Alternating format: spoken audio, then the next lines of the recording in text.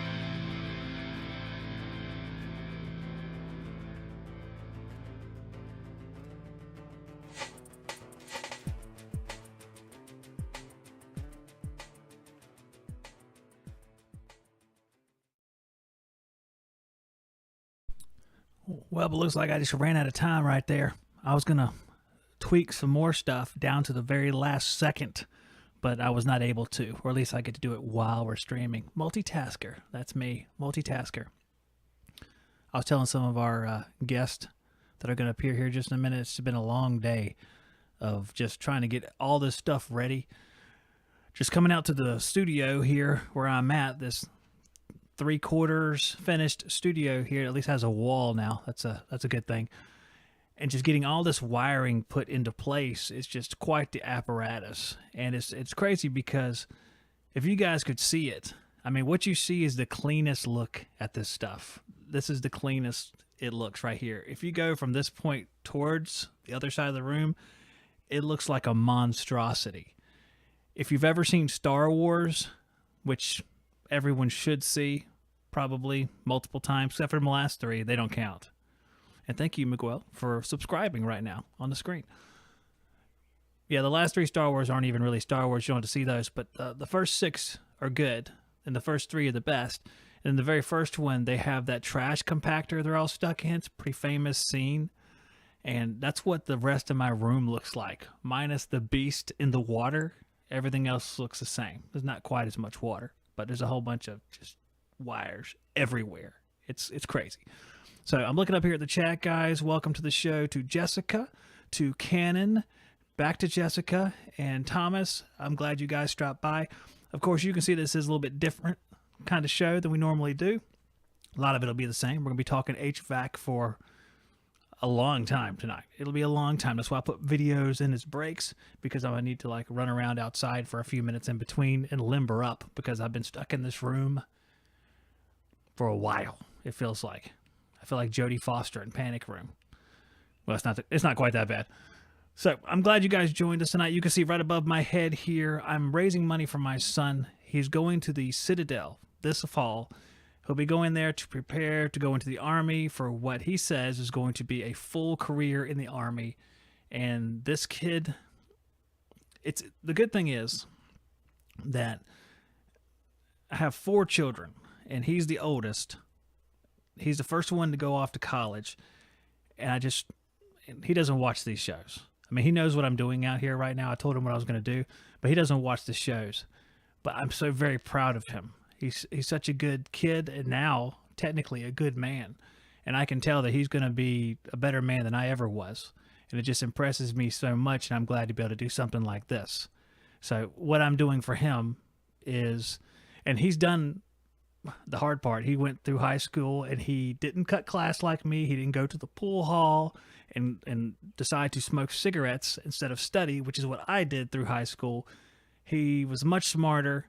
He's one of the top people in his class. He's been that way the whole time he's been at high school. He's been either top 5, or at least I think now he's like 7th or 8th in his class. And he's just worked so hard.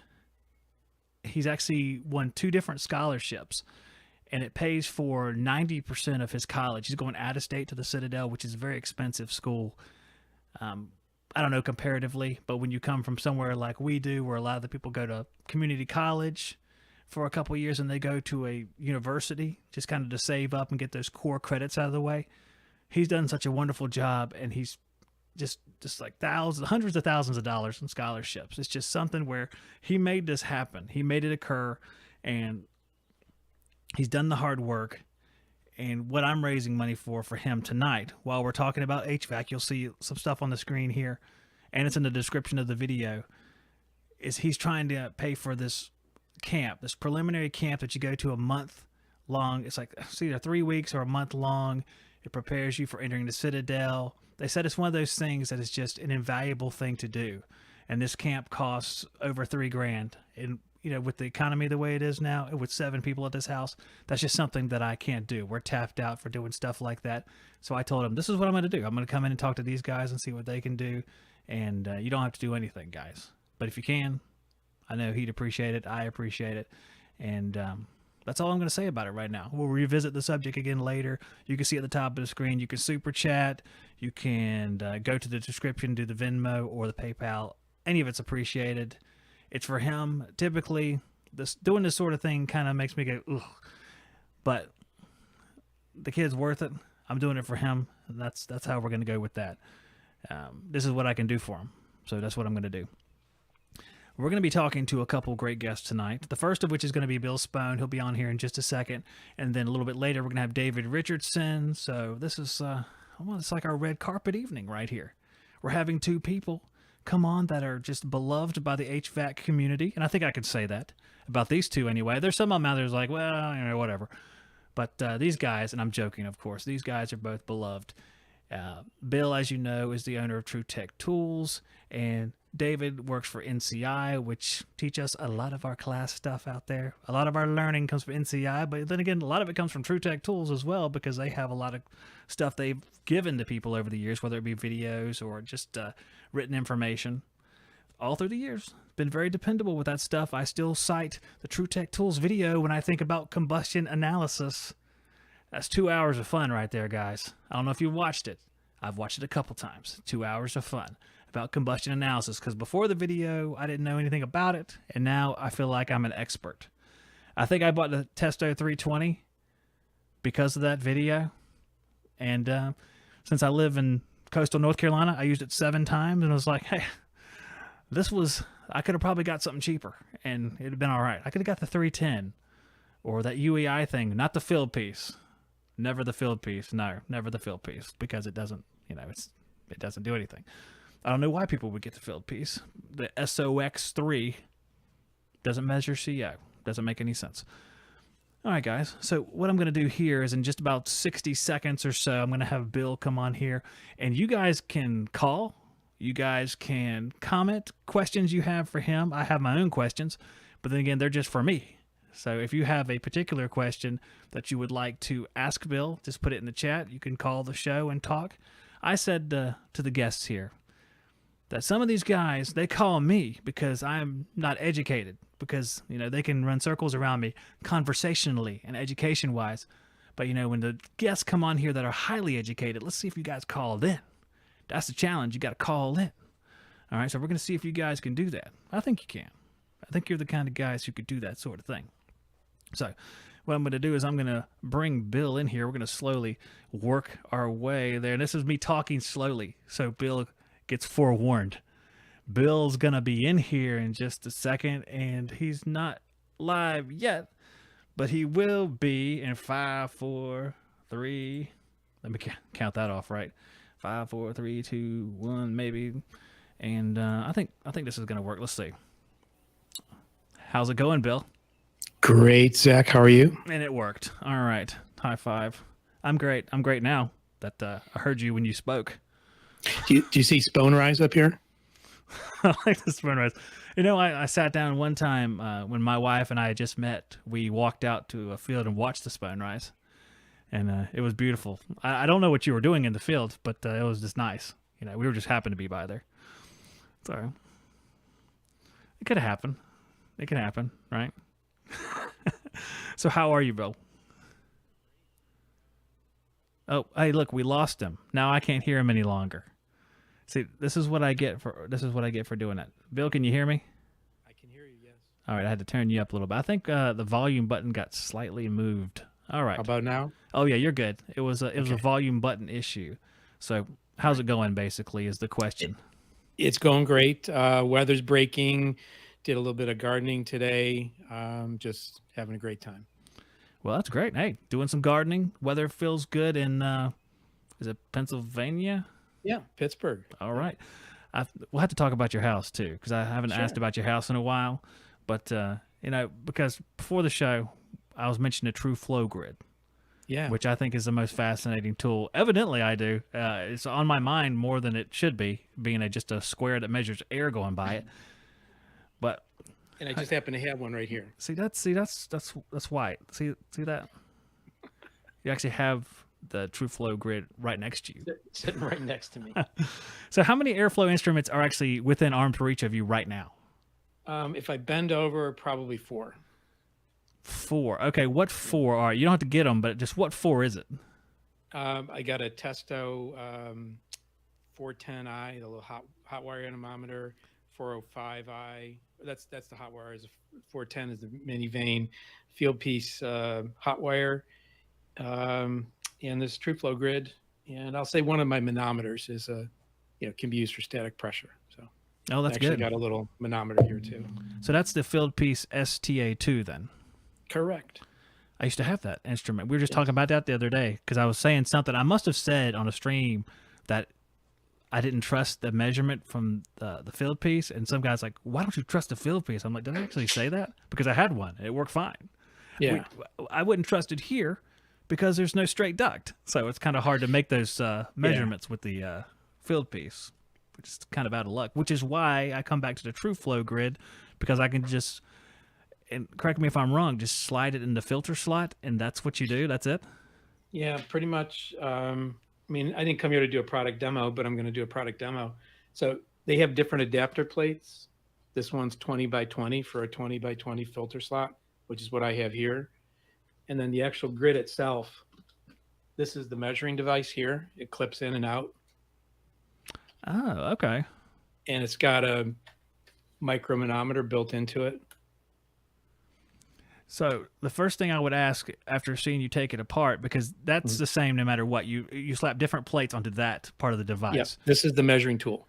So I'm guessing it has some sort of logic inside that factors in the resistance it poses.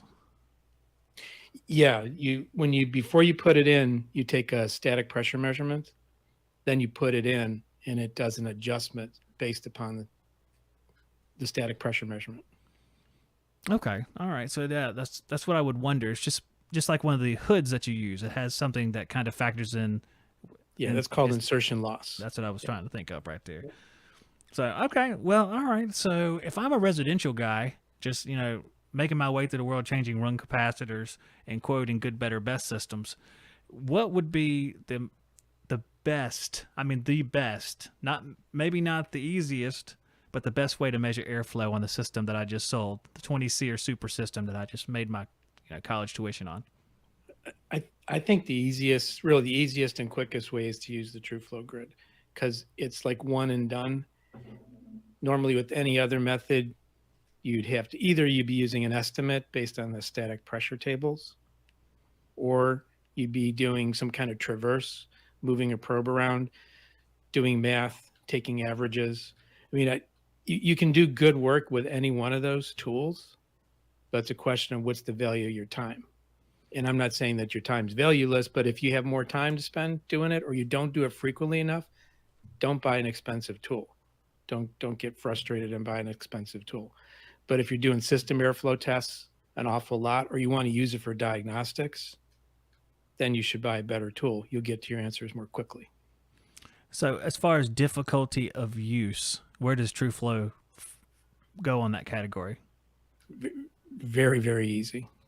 So it's like In fact, the there's Zoom an app. lock RLS fitting of this particular area.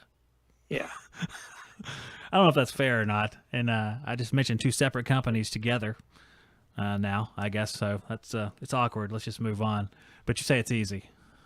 It's easy. Yeah, there's an app that goes along with it, and then there's also another micromanometer, this DG8, that you can use along with it for the static pressure. And with the two of them tied together and through the app, it gives you an awful lot of diagnostics, and those same tools work in MeasureQuick.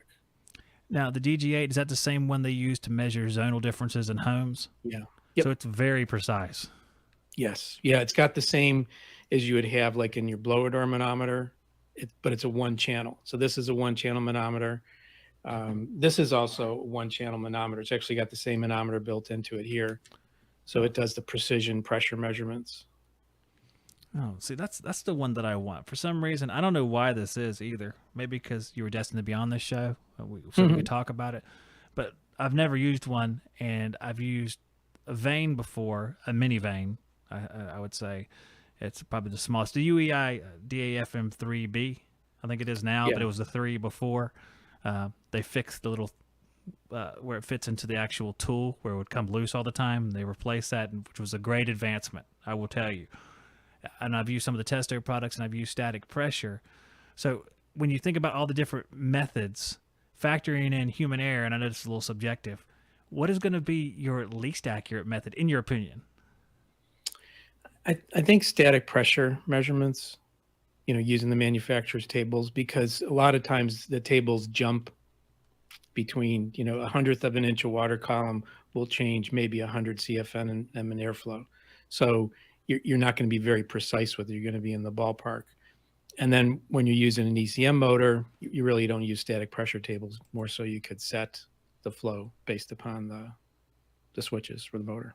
And it kind of makes sense, because it's almost, I see it as like a triage sort of thing for a service tech. They can put it on there real quickly, get a general idea, maybe not precise, but precise enough to say, oh, there's a problem, or it looks relatively good. Yeah, it all depends upon your diagnostic method. Yeah. Man, I'd want that, I want my stuff measured in pascals. You can do that. That's something we can do. Okay, well, that's good. We do have one question in the chat. And again, like I warned you, it will not be on the subject we're talking about. It says, when will the Testo, and you may or may not know this because you're in the building with them, when will the Testo 557s be able to work with MeasureQuick? Don't know the answer to that. I think they're don't have a date on that. Now, are the 557s something that's going to continue that you know of for the foreseeable future? Yeah. They just introduced the 557S, I believe, and the 550S. Those are the new ones that came out, the more compact ones. Is that the screenless ones? No, those are the I's, and I think it's a 550i is a screenless one. Okay, so what does the S mean? It's just the new generation. It's got a more, I call it intricate display. You can see more on the display, and you can see like an analog gauge face on the display as well as the readings. Oh, okay. I haven't used any Testo gauges since I had 570s, thanks to Mr. Stephen Raridan swapping me for an I manifold. And I've used the 550s, and I've always thought they're very good. Now, they continue to be very popular on your end? Yeah. Now it's the 550S with, like I said, I'm looking at a picture of it here. It's got 1, 2, 3, like 4 lines of information on it, plus an analog gauge. 4 lines, 2 columns. So there's a lot of information presented. Oh, I have seen those pictures here, and I will try to share one. You won't be able to see it, Bill, but I will bring it up on the other screen if I can put it up here. I'll do it at True Tech Tools because that's only appropriate. It's like, well, you better do it at True Tech Tools. Hey, and you know what? I don't know if you heard it, but your ad played at the beginning. I just want you to know that. Okay, good. That's too. I'm so heavy-handed. Did you hear your ad? I'm just going to type it up here. Testo 557s. We'll look at those. Oh, yeah. yes. I think the S stands for smart because they are connected. Oh, okay. So which of these manifolds currently work with MeasureQuick? I'll actually have to check that. I know I'm putting you on the spot here. It's like, aren't you friends with Jim? Don't y'all talk about this stuff all day, every day? Yeah, there's a lot going on. I know it's like one of them things where you kind of associate one person with the other because they are relatively close all the time, like they have one mind of knowledge. So there are 10 Testo products according to our website that work with MeasureQuick, and it looks like pretty much it's all the smart probes. Okay. Yeah. So just none of the manifolds. Now I'm pretty sure some manifolds do. Maybe it's the field piece ones or something that work with them. There's so much stuff. Before I go on, actually, I'm looking at your website and it says podcasts up here. Now, am I going to be brokenhearted if I hit this button? It's just ours. Oh, okay. All right. Well, that makes sense. All right. I didn't know if it had it was going to be like yours, and then Brian's, and then Gary's, and then the no. HVAC But we got to Jerks. get you on our True Friends page. You can click on that and then feel disappointed, and I'll make a note that we get you up there. Well, I didn't know the page existed, so I'm brokenhearted on many levels. So, we've been building it out like one every couple of months kind of thing. Oh, okay. All right. But it's people that we associate with, like you. So. Well, I appreciate that. I would love to be a true friend. And my son's listening, and he's going to take care of that. He's taking notes, I'm sure. He's probably going to text me in a second. See, he does our marketing. Well, I figured he must be listening because I had a notification that I appeared in your Instagram story while you were talking to me, and either you're the best multitasker in the world or Billy is around. So what is it like, just a little bit off the subject, Sure. You have father-son teams that evolve over time. Now, I'm pretty sure that they start out like you're going to go work in the shipping department or something like that and evolve upward. So what's Billy now? He's the marketing guy, and how does it work with you two after all these years? Sure. So he did from the time he was 14 years old, we had him do a little clerical work, data management stuff, data entry, things like that. So he was familiar with, the business and the website to a limited extent through high school. And then during college, after he graduated from college, he got a degree in business with a minor in entrepreneurship. So it made a lot of sense, and he wanted to join the business, so he did. But he worked a year in customer service to sort of position himself, with his own, working on his own with other people in the company, and working again with customers and kind of finding, discovering that frontline situation, answering questions, see how we work from the inside out. And then he was marketing assistant, helping me out. And then I kind of think in the last year or so, just sort of turned everything marketing over to him. And, I'll shoot ideas to him. We'll talk about different topics, but, he's generally got the ball when it comes to marketing for us. So with Billy, with yourself, actually, let me go back to yourself. When you first started in the whole HVAC arena, was it always tool-based stuff? Like I know you work at Bacharach back in the day. Now, was it always like that? Yeah, it was. I mean, I came from a design engineering perspective, and I actually got laid off from a job and went to interview at Bacharach, impressed the engineering manager there, and then he wanted to hire me. So I started working on different products. I was in they call it the C&EM group, combustion and environmental measurements. So it was combustion analyzers, leak detectors. And we actually started getting some IAQ products eventually, draft meters, things like that. Worked there for 10 years, but enjoyed the marketing aspect, working with the salespeople and working with customer problems, and started doing, presentations on different topics and explaining how things worked. And that sort of caught the bug for me for doing that. So that goes back to April 1988 is when I entered that market. 1988. Hey, that's not Yeah. too bad. I went on first field job when 1994, but I was a kid. What is it like, just out of my curiosity here, what is it like to come from the engineering background but deal with just a ton of like just blue collar field guys buying your products?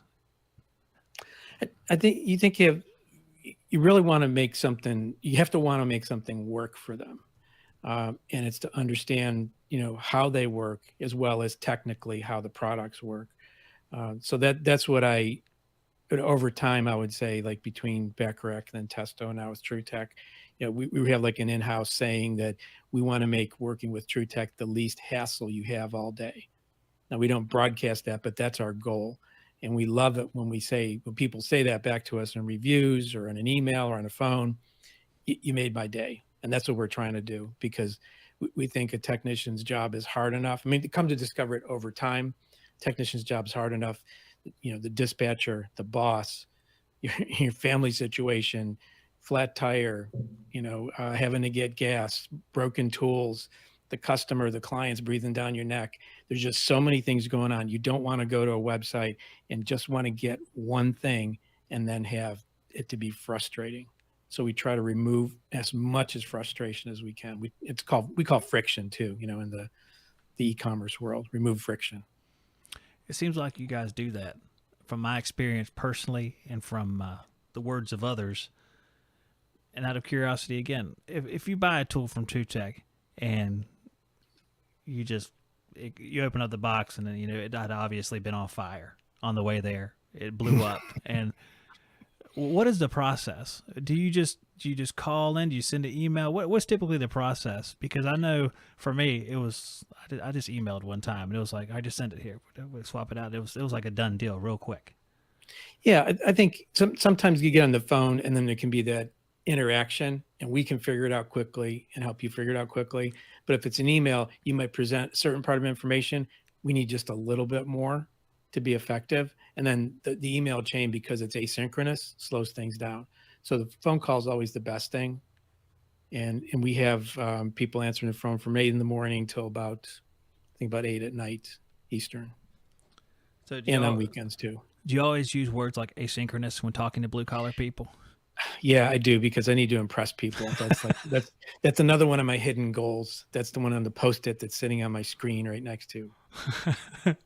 Oh, that's funny. All right, we do have a caller calling in. I remember one time the phone will ring for a couple more times. I was talking about something and I was talking about plot lines and I forget the word I used and I'm not going to have enough time to explain it. We'll catch it on the flip side. You're on the air. Hey, what's happening, Zach? What's up, Isaiah? Same old, brother. I got a question for Bill regarding the MeasureQuick. That's perfect because Bill is with me right now. Yeah, what I was going to mention was, as we're starting to get an air conditioning season, we have a lot of new Bluetooth tools and all of that. Well, for heating season last season, we did a combustion analysis, and my dad was wondering when we're going to see some of the new UEI combustion analyzer tools added to MeasureQuick. Because I feel like that'd be another thing we can add to our toolbox arsenal for the MeasureQuick setup. So he wants to know when UEI is going to be added to MeasureQuick. Because like I said before, Bill and Jim are pretty much the same person. So you can ask either one of them interchangeable questions. I got you. Yeah, so that's a lot of me and fellow technicians have been wondering. Because he just bought one of the new AccuTools combustion analyzers and wants to know when it's going to be added. The AccuTools, isn't it already on there? Yeah, it's on there. Yeah, that's what he said. He must have overlooked it. That's what I told him. But I'm definitely gonna be picking up the new UEI C161 from TrueTech for this winter. All right, remember use the Get Schooled code, Isaiah. Okay. Yes, sir. Will do, Zach. Keep up the good work, brother, and I'll be watching. Thank you, man. Appreciate it. Bye. You're welcome. Bye. All right, that's the only one I could think of real fast. Get Schooled. I couldn't even think of my own. That's the problem. It rolls off your tongue. He gets too many code usages already, probably. So do you know anything about the UEI combustion analyzers, if that's on their product roadmap at all? I don't know if it's on the roadmap. He doesn't publish the roadmap. Jim will respond to it if you go to the MeasureQuick Facebook page. He will respond to a question about things, about the plans. Okay. But I don't know of a formal roadmap. One thing to keep in mind, I think it's May 2nd, MeasureQuick version 2 is coming out. Very, very different, very streamlined. I'll say it's very configurable, and it might remind you of something sort of like you can shuffle these cards on a page and arrange the order. Sort of like if you go in your phone and you have like different time zones, or like in the weather app, you want to move different cities into different places. You can do that now with MeasureQuick. You can move different aspects of the program to put them closer to the top, expand and contract them. And it's got this awesome mode, only for tablets though, but it will bring up like a sidebar of configuration along with the readings on the rest of the page. So it's like a split screen. Oh, that's pretty cool. That's May 2nd. May 2nd. May 2nd, yeah. That'll be the drop date. They've been working hard on that, listening to a lot of feedback. He's always been very good at that. I mean, Yeah. he seemed like he would change the app overnight if he heard like a good idea, and like the next day, all of a sudden it'd be part of the app, which is impressive. He's got really great programming team led by a guy named Bobby Bonatotti. Has been working with him for years, and he's just super smart. He's got a bunch of other programmers, but Bobby leads the group there. Now, what's that last name again? Bonatotti. Bonatotti. Now, I've been pronouncing that wrong for a significant period of time, but that sounds like almost like a cartoonish version of an Italian name. Like if you thought of an Italian name off the top of your head, that would be what you said, like Don Rickles. Bonatotti, yeah. Yeah, talking to Frank Sinatra or something like that. And Bonatotti came by. You know? And then Johnny Carson laughed. And so let's talk about, because I know our time's going to be running out here soon, about any promos, any interesting tools, Sure. any cool things coming up or currently happening at TrueTech. Well, one thing that's currently happening, actually, that it expires tonight. Hey, that's not planned April either, 30th. everybody. Right. It's our 15th anniversary contest, and we're giving away 10 prizes, and the prizes are tool bags, and it's a custom edition tool bag, which I happen to have right here. Oh, that's nice. MB3B, right? MB3B, yep, with TrueTech tools and our established 2007 date on it. And I think the tools actually, they spill out of the bag, but there's a ton of tools. There's a Testo 550i, that headless manifold, field piece, dual manometer kit, Blue Vac Plus micron gauge, micro, Sauerman dual input smart thermometer, Inficon wireless scale, Navac high flow hoses, core removal tool, UEI, duct psychrometer, a couple of Hillmore work lights, a Melco mini aviation snips, and what else did I miss there? Yeah, and there's a couple of hats, TrueTech hat and a Melco hat. So the contest, you go to our homepage, you'll see it, a little banner in the corner, says TrueTech Tools 15th year giveaway. This is our monthly promo. We do monthly promos or monthly giveaways every month. Basically, most of them are just you enter, someone random's picked, they win it. This one, you do have to do something. You have to shoot a 30-second video on how TrueTech has helped you or your business. Which is plenty of time. Yeah, 30 seconds. I mean, we got 30 seconds times like 4 hours, 3.5 hours. So. Yeah, we got all the time in the world. Yeah. Someone could win that tonight. So can you tell us what's happening next month? Actually, I don't know. Billy might have it lined up and he might text me. So I'll just wait to see if I see a text from him. If he's listening, he's listening here. I know he's listening. One other thing I love is this new product that we're going to bring on. That it's an inspection scope. Okay. Oh, I see. And it's got a wand on it here, but catch this. That's kind of creepy. Yeah, it's very creepy. We call it the wiggle scope. How is that happening? There's a little thumb wheel dial on the side here. You couldn't see that, and it was just kind of freaky looking. I Yeah. mean, scientifically speaking, it was freaky. It was asynchronous, Jack. Hold on. I forgot to look up the definition the first time. Asynchronous, not synchronized, perhaps. Yeah, not at the same time. Yeah. You send an email, I look at it 45 minutes later or 4 hours later. Yes, It's asynchronous. that sounds. That's exactly what I was imagining. Yeah. It's like the I time do. my father. I do have an update. Next week's contest or next month's contest, which will start like in a couple days after this one's over. Hillmore scale and recovery machine. Ooh. And there'll be one winner on that, just one winner on those. This special 15-year anniversary, because we are 15 years old. We, as of April 23rd, we can now drive in 25 states. Our company can, because we're 15 years old. I don't know if you knew that, but it's really important to us. That is pretty good. I think our state, you could probably do it. I think. I'm pretty sure. North Carolina, yeah. I actually wrote them down beforehand. I just want to be ready with my data here.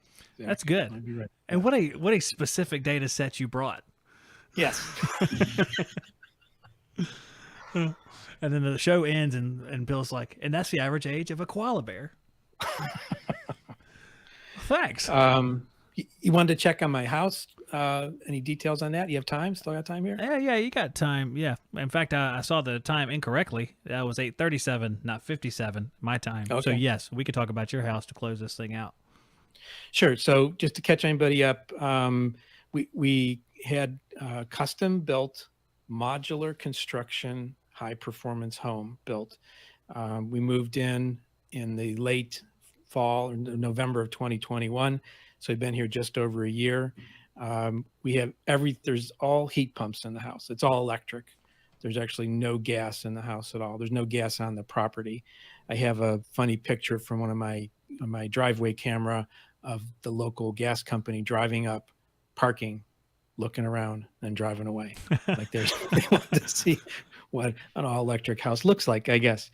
And we've been running. We have solar panels on the ground mounted array solar panels, and it wasn't our goal, but it looks like we can net zero the house, which means as much as we use over a year, we generate as much or a little bit more over a year. We don't have batteries, but we store it with the grid. We have net metering in Pennsylvania, so I can actually, when there's excess sun versus over what we need in the house, excess electricity being produced by solar, it'll actually reverse the meter, and the meter will count down, go the other direction. That's pretty cool. I like that. So why no battery storage? Because batteries are meant to bridge. This is my thinking. There's time of generation and there's time of use. And if time of generation, time of use don't overlap, but it's like you're using it at night when there's no solar to be generated, you got to have enough battery power to bridge that gap. And here we'll have like days and weeks in January when there's just not enough solar to even run the house for a day. So what do you do then? I would have to have like 30 days worth of battery power or go without using certain things. So we weren't into the discomfort aspect. So we generate enough solar, but we feed it back to the grid, and the utility takes it back, reverses the meter, and then when we need it, they bring the meter forward when we bring excess in. So like today was a pretty sunny day. We generated, it was yesterday we generated around 80 kilowatt hours, and I actually have, of course, I have an app to measure this, Zach. You didn't ask, but I do. Today was actually I assumed there was an app. 66 kilowatt hours today. Look at that peak right there, man. Yep. So so that's the way it goes during the day. Your solar panels produced 66 kilowatts of electricity. Now, do you know how much you consumed today? Yep. I have, and we're not done consuming for the day yet, but I have a thing called a Emporia View energy monitor on the house. We consume 46 up to now. You're winning. Yes. Your neighbor should be thanking you. Thanks for the 20 kilowatts. Yeah. Yeah, but while he leaves all his windows open and stuff like that, his net suck the life out of you house. But well, you said there's no gas. Where do you park your cars, or do you have Teslas? Oh, I mean, we have one gasoline vehicle, but we do have an order in for an electric vehicle. Probably get it next year around this time. What are you getting? I'm taking a risk, and I'm getting a vehicle that's never been made before called a Fisker. I think those are scissors. No. This, and actually, I invested some stock in some of the stock in the company because I really think he's got a great idea. There's a company called Magna Industries. There's like 5,000 people around the world. They have factories where they make custom cars for various brands, and he's going to use their factory to make his car. So it isn't like he's starting a factory all by himself. They've already run millions of vehicles through this factory. He's just going to send through a custom design of his own. Oh, well, that's pretty interesting. Yeah. Huh. So you're going to have your own one-of-a-kind car. It'll be rare for a while. Hopefully he's successful and he gets, into the, steady state of things by 2025. But I put an order in October 2020, and I'm like order number 8,000, and there's around 45,000 people that put deposits down. So you're in the top 25%. Yeah. That's good. Yeah. Get that. No, out of curiosity, the Fisker car, Fiskers or Fisker? Fisker, just the Fisker car. It has 4 wheels. Yep. This is just my electric car questionnaire I had to go through. Mm-hmm. It does have all 4 wheels. The wheels do measure 12 inches or larger at the rim. Yes, they do. They're I think they're around 22. So. If they're 22, I definitely want to see this car. And there's spinners that come standard, solar powered, of course. Spinners. So, I mean, is this like a Tesla where you're going to get in and not know the difference between a gasoline car and an electric car? You're just going to zip down the street, or is it an electric car that you know is an electric car? It's going to be close to like a Testo experience, I believe. They're running tests on it now. They've got, made a bunch of prototypes. They're doing road tests, crash tests, all kinds of stuff. Because they're going to throw the first ones will be put on the market in November of this year. It'll be interesting to see how they stack up. Like if you look up Fisker, and there's a couple of road tests, Fisker. I'm glad you said that. Ker. Yeah. Fisker. Is that the insignia? Fisker car. It's the Ocean, and he did have I call it a difficulty or a failure with another company back in 2012, and a lot of people remember that. It's called the Fisker Karma. The company started making batteries for it, so he couldn't produce it anymore. So that's but this is a different story now. He's got a different battery manufacturer and different production line. I'm listening to your story. I'm just simultaneously making sure I select every wrong monitor for the monitor share. Okay. I have 3 monitors and I picked the 2 wrong ones first. I'm bringing up the Fisker thing so people could see it. The Fisker Ocean. Feel the ocean. Starting out, we can see what Bill paid for the base model there, if you guys want to see that. But Bill got the nice one. He's got the nice one. We all know it. But it looks like a normal car. They're driving it like a normal car. It doesn't look like a bicycle with a motor on it, with a solar panel glued to the back of it, which is what a Prius is. I drove one. I know. I actually loved it. I can't believe I said that on the air. I thought it was a great car, actually. And so you really like this. Does Nate Adams just, hound you to do this sort of thing, or is this really where you want to go with your life? I think he influenced my thinking, like accelerated. Probably where I was going to end up. He accelerated things. What did he say to you that, well, first of all, I'm assuming you weren't burning oil in the backyard or anything before this. No.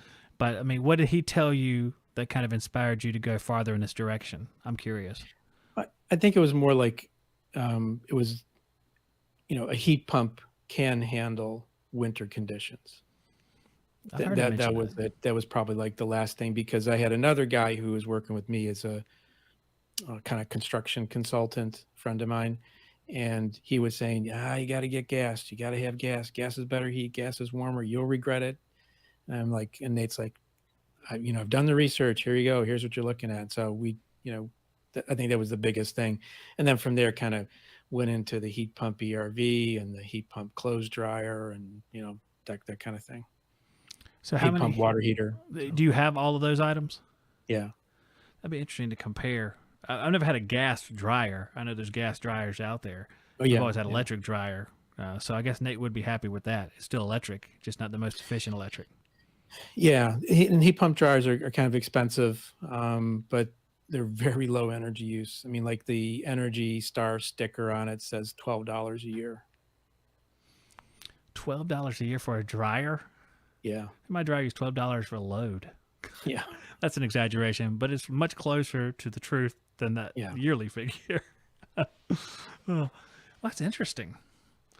See, I've never pursued. I mean, I know heat pumps can do it. One of the first books I ever read when I really started reading and caring about what I was doing in the field, it was written back in the 80s, and it said heat pumps can be built to do any climate. The thing is that they're built for the climate which they're currently serving, in which they're currently purchased in, which is a relatively warm, comparatively southern climate. But they can be built and manufactured and designed to function anywhere. It's just a question of how you design it. Yeah, we have a 2-ton air source heat pump for a pretty big house. It's 4,400 square feet with the basement. It's conditioned too. And we have a design temperature of 9 degrees Fahrenheit. And it basically kept up when it was 4 degrees Fahrenheit. That's impressive. And I had switched off the resistance heat. How much resistance heat is there? 10 kilowatts. So 10 kilowatts. I think that's close to 3 tons or just like a little bit less than. It is. It's 34,000 BTUs and some change. So Right. It's a lot more energy usage than the rest of your heat pump. That's for sure. So, I mean, during defrost cycles, you ever notice in defrost cycles any discomfort? No, haven't detected it. It's not been obvious. Maybe I've like started to sense it, but then it just, don't bother. It doesn't bother me. And there's an outside possibility. I don't know. When you say switch them off, maybe the defrost still runs them because it kind of comes from a different direction. Yeah, I think the defrost just runs as an AC, right? It runs as an AC and powers up the heat strips. But the signal, instead of coming from the thermostat, will come from the outdoor unit, the heat pump itself. So in theory, they could have disabled it at your thermostat, but it could still be used during defrost. Yeah. So which would make sense because defrost is still blowing air conditioning inside, even if it is just 2 tons of air conditioning. Mm-hmm. But your house won't let it go because it's so tight. Yeah. You'll freeze in the winter. Right. I hear it's cold in Pennsylvania, 9 degrees, and our design is 20 degrees. Wow. Which it doesn't seem like it's that different, but it's a world of difference. It is. Because I can imagine someone having a design of 31 degrees. I say, what is that, Miami, Florida or something? It's nuts. So how long has the house been in the current state? Is it finished completely? Yeah. Yeah. When we moved in November 21 and everything was done. Everything was ready then. I didn't know if it was going to be one of them things where there's another phase in the future. You know, how people do these projects and it's like, well, we're going to close this in as soon as we can, like 10 years later. It still hasn't happened. No, because it was built, a modular build in a factory, like all the decisions had to be made up front and everything had to be laid out and, everything came together. It took them a little while to finish it on site. Part of it was COVID, part of it was some permitting issues. But a bunch of things happened that took longer than we thought, from January till November before we got in. So since you've been living there compared to where you were before, which was in that radon dome you described to me, I think what it was. Well, no, actually this became a radon dome. Oh, this one. This one. Okay. Yeah. All right. Yeah. What was the story with it? Because I know you're doing some stuff currently with radon, aren't you? Like speaking about radon. Am I right about that, or just misheard? Yeah, we went to a conference last October. I mean, we're not radon experts, but we work with companies that make radon measurement equipment, and actually had the founder of the company Air Things from Norway on my podcast a few weeks ago, maybe about 6 weeks ago. He used to work in a cyclotron facility. That sounds cool. And then started making radon detectors. But yeah, this house, because we're actually built over a coal mine. I see the state extension maps show that we're built over a coal mine. Oh, So making all a these political gases statement, I see. what's that? Yeah. It's funny here. Hey, look at that. Lump of coal. My Pulled that off Christmas when I went on a hike recently. So. Anyway, yeah, so we're in a radon situation here, and had to put a radon management mitigation fan in, and it took care of it within a day. It brought it down from 30 picocuries per liter. Recommended is 4. It was at 30, and it brought it down to 0.6 in a day. At 30, what effects would you have over time? There's multiple effects. I just read an article. There's just it's all long-term stuff. I mean, it's supposedly the second leading cause of lung cancer after cigarette smoking is radon, because alpha particle decay of the radon molecules as they get into your lung, they pass into the blood-brain barrier, and it can cause all kinds of nasty stuff. It's a bad thing to have, and it's a good thing to know if you have it, and it's the best thing to do to contain it and mitigate it. Now, I know that, and you may recognize this too, that we do a little bit of repetition because we have spoken about this before, but there is a new group that I know has filed through here since then, so I wanted to mention it just a little bit. Last thing on the radon thing, what parts of the country are the warning areas? Like, I should be checking this because I live in X location. Well, the EPA has a radon map, but my understanding is the data was pulled together like over 20, 30 years ago.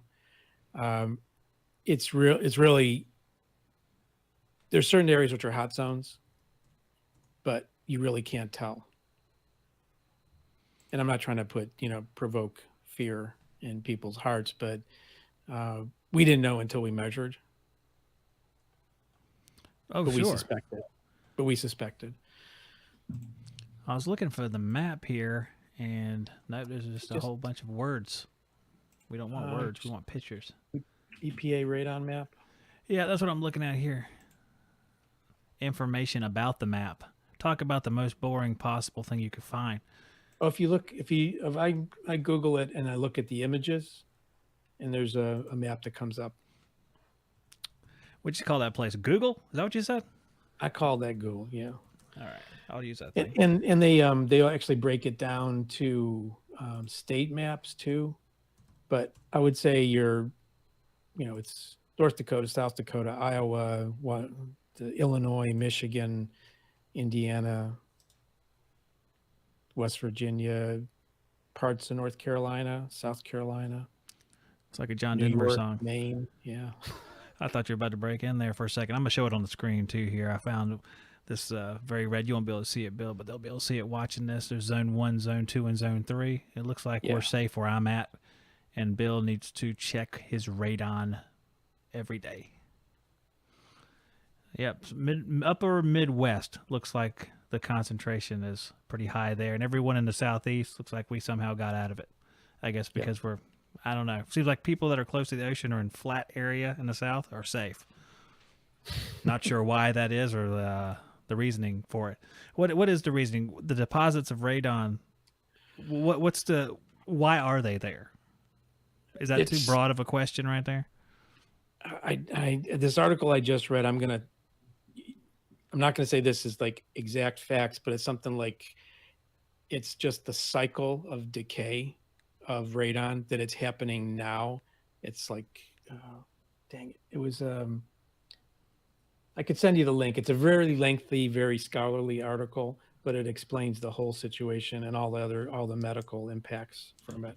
So let me get this right. You're going to send me a link of a scholarly article. Yes, I am.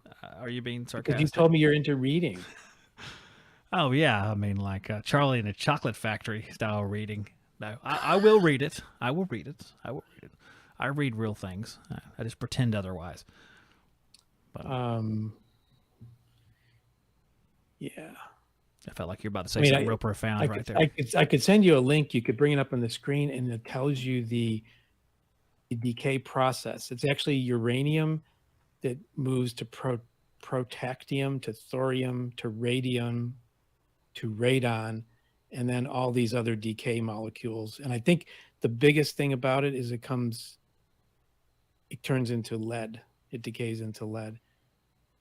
Radon was born on uranium rock more than 4 billion years ago, and it undergoes decay, and like we're in the heydays of decay right now. Sounds like my dad. This is the heyday of decay, but it's social decay is what he's talking about. It's different. Okay.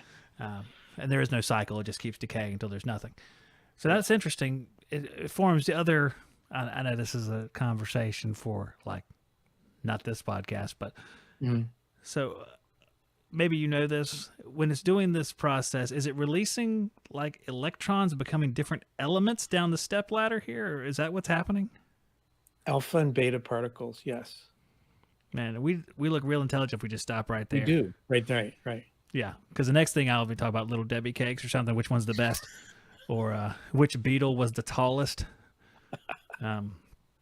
Which now I kind of wonder. Like Debbie cakes the most. Yeah, combine the topics. Yeah. Hard hitting news on Shop Talk. Well, Bill, is there anything else you want to mention before you go? Is there, if anyone has a question for you about Radon or the beetles, how do they get a hold of you? Bill at TrueTechTools.com. And if you want to learn more about the house, I do a lot of different measurements, a lot of different thinking and talking with people on the topic. Spohn Home, SPOHNHOME.com, or Spohn Home on Facebook. There's a Facebook group.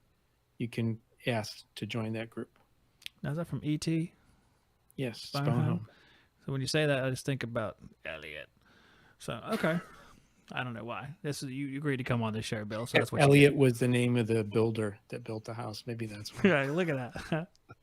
That's funny. And Drew Barrymore came by the first day. Yeah.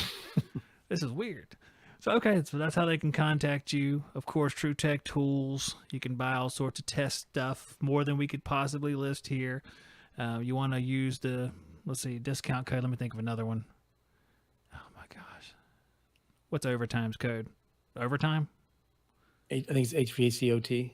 HVACOT if you want to save. I think it's 4%. Use Shop Talk if you want to save the full 8. So, there you go. And you use Get Schooled, and Brian comes to your house and tells you all about what enthalpy is. Yes. You think it'd be exciting, but it's not. So, Bill, I want to thank you for coming on, man.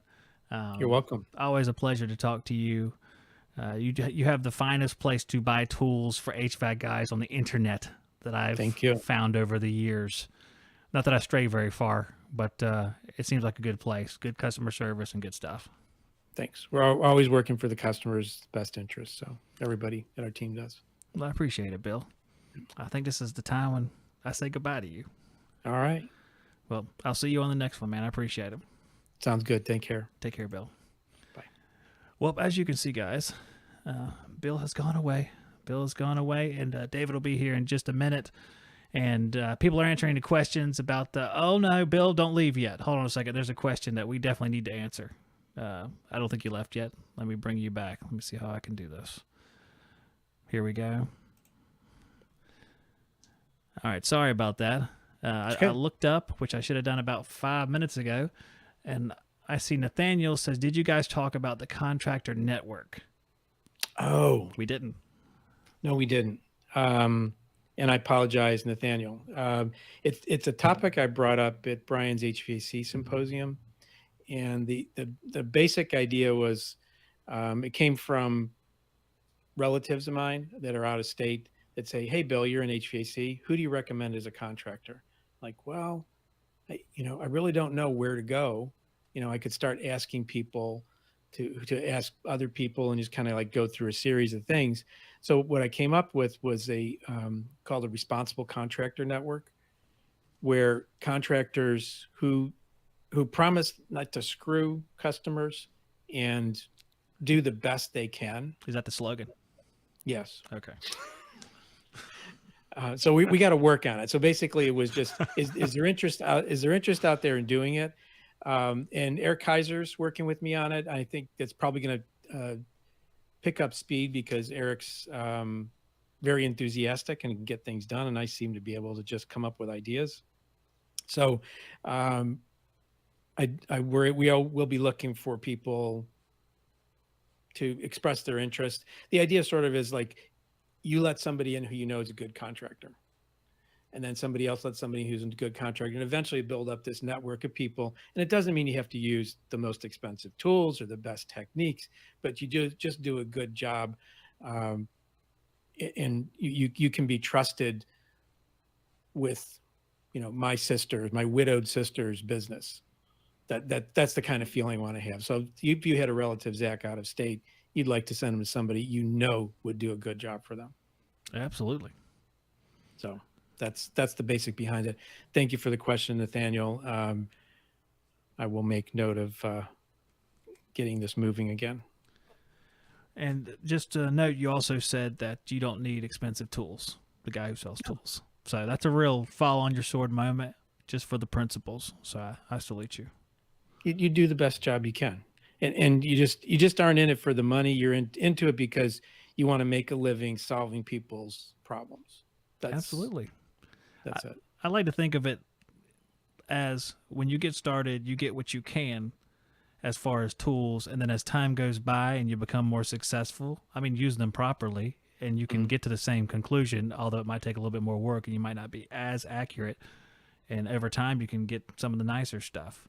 You can go from the what's that little like the little airflow meter that plugs into your phone all the way up to the True Flow grid. You can go from 99 to, I think the True Flow is $1.3 million for all the things on it. But you can save 8% with the code. So it's not too bad. Actually, I'm kidding. It's like $1,600 or something like that for all the extra plates and everything. Yeah, if you got the whole shebang, but it's like starts around $600-700. Right, and you get with the other packages, you get the little manometer too, which is like a nice item by itself. Exactly, pretty sweet. Yeah, so I'll take one. That's fine. Okay. All right. Thank you, Bill. I appreciate you coming back on for a minute. Okay. Take care. Yep. Bye-bye. Bye. All right, so we're going to try this one more time. I see David is down there. David, we're going to be right with you in just a moment. Guys, if you have any questions, David's coming on. David's, like I said, he's basically the co-host of the show. After you appear on it 50 times, you actually own part of it. I think that's what Elon Musk did with his tweets. I think now he owns Twitter because he tweeted enough. I'm not quite sure. I'm not sure how it works on Twitter. I don't go over there. I think it's a wasteland. But I just want to remind everybody that the reason why I'm doing this show tonight, I'm raising money for my son for his camp. I don't want to bang you guys over the head with it, so I'm mentioning it at the beginning, the middle, and I'll mention it again at the end, because we will be playing Skilled Trade Up as long as we don't, we're not going at like 10:30 p.m. or something and I want to go to bed. But I plan on playing Skilled Trade Up tonight, and for those of you who've never played it before, we'll talk about that a little bit after David's interview. Up here above me, you can see that there are links. Well, there's links in the description to the Venmo and the PayPal if you want to help support my son. He's going to the Citadel, and he's just a really good kid. I'm going to show you a clip here before David comes on. He's a good kid. He's a better kid than I ever was, and he's already earned himself 2 different scholarships to pay for most of his stuff, and I'm just trying to help him get the rest of the way so he can go to this camp before the school starts, something they say is not integral, but it's one of those things that if you're going to make your career out of this, which is what he's doing, it's something you need to do. So I want him to do it, so that's what I'm trying to do with this stream here tonight. So anybody who can help, I appreciate it. And what I'm going to do is I'm going to play a clip right now that I made of him. And this is an interview I did with him, really short, like a couple minutes long. And then we'll get to David after that. The reason I want to go to Citadel is I wanted a out-of-state school that was still pretty close to my home of North Carolina. I wanted a school that was still college-like, but like mainly structured and regimented, so my entire day is mostly planned out. The reason I want to go into the military is to pay back my nation for what it's done for me. It's provided me freedom, safety. I feel like the best way to do that would be to become an officer in the Army. I plan to do at least 20 years, and depending on how I feel after that, I might go 25 plus years. I want to be a military intelligence officer in the Army. A military intelligence officer is an officer who collects and sends information to other officers, non-commissioned officers, foreign officers, basically other soldiers. And we assess risk, we neutralize enemy intelligence threats, and basically decide our plan depending on the information we are provided. And the reason I wanted to join the Army is due to my JROTC program that I joined. The program is a Army JROTC program with a sergeant major and lieutenant colonel who both went into the Army. My SAI colonel has helped me through the ROTC scholarship process and helped write my recommendation letter. And he is probably the biggest reason why I am going into Army JROTC program. My definition of what it means to be patriotic to the United States is to show support for your nation in any way that you can. That could be simply having a job in the U.S. That simply could be supporting the U.S. Army. That could be donating to a charity. And in my case, I believe it is joining the United States Army.